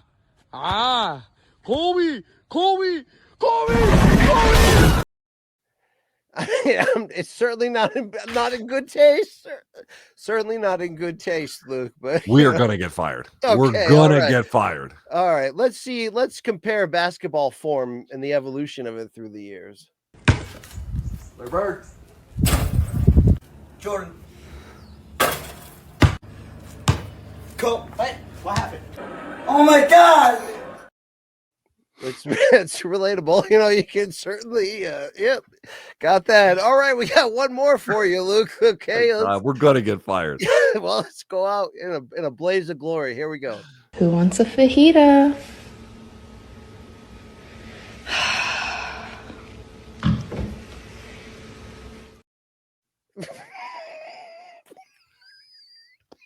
What was that? I don't think we can play it a second time, but that's the shit of the week, Luke. Dude, that is actually one of your spicier batches. Yeah. I had parameters I had to work with. I couldn't run ones with volume. That was a spicy batch. I give that one an A-. That's a spicy batch. Wow. Just the way it hits the A+, if we lose our jobs, you know. Good point. Good point. All right. Thank you, folks, for staying with us. Thank you so much. Thank you guys for moving the time of this show to get my schedule taken care of. Long Island Luke, thank you for your service as well. What should you say to the people here? Something. It's Monday at 11:10 a.m. right now, or sorry, 1:10 p.m. right now. So you know, my bet breakdown's probably coming out in a few hours. Tune into Hell yeah. that. Head Join on me this over to the weekend. main card minute. That's what Appreciate we're talking about. Maybe some big B rips later. Maybe. All right. Also like the show, please. You can follow us on social media. Subscribe to what we got going on. Let's take it to the next level. Okay. Follow our YouTube kickoff channels, spinoff channels as well, right there. Luke Thomas, happy birthday to the Tukes. Thank you, Much brother. love to the family. Anything else you want to bestow upon these people? No, glad you guys could tune in. Thank you so much. Yeah, we'll be in studio Friday. Should be Let's fun. go. Let's go. Big weekend of boxing as well. Let's check it out. For everyone, we love you. Take care of yourselves. We're out of here.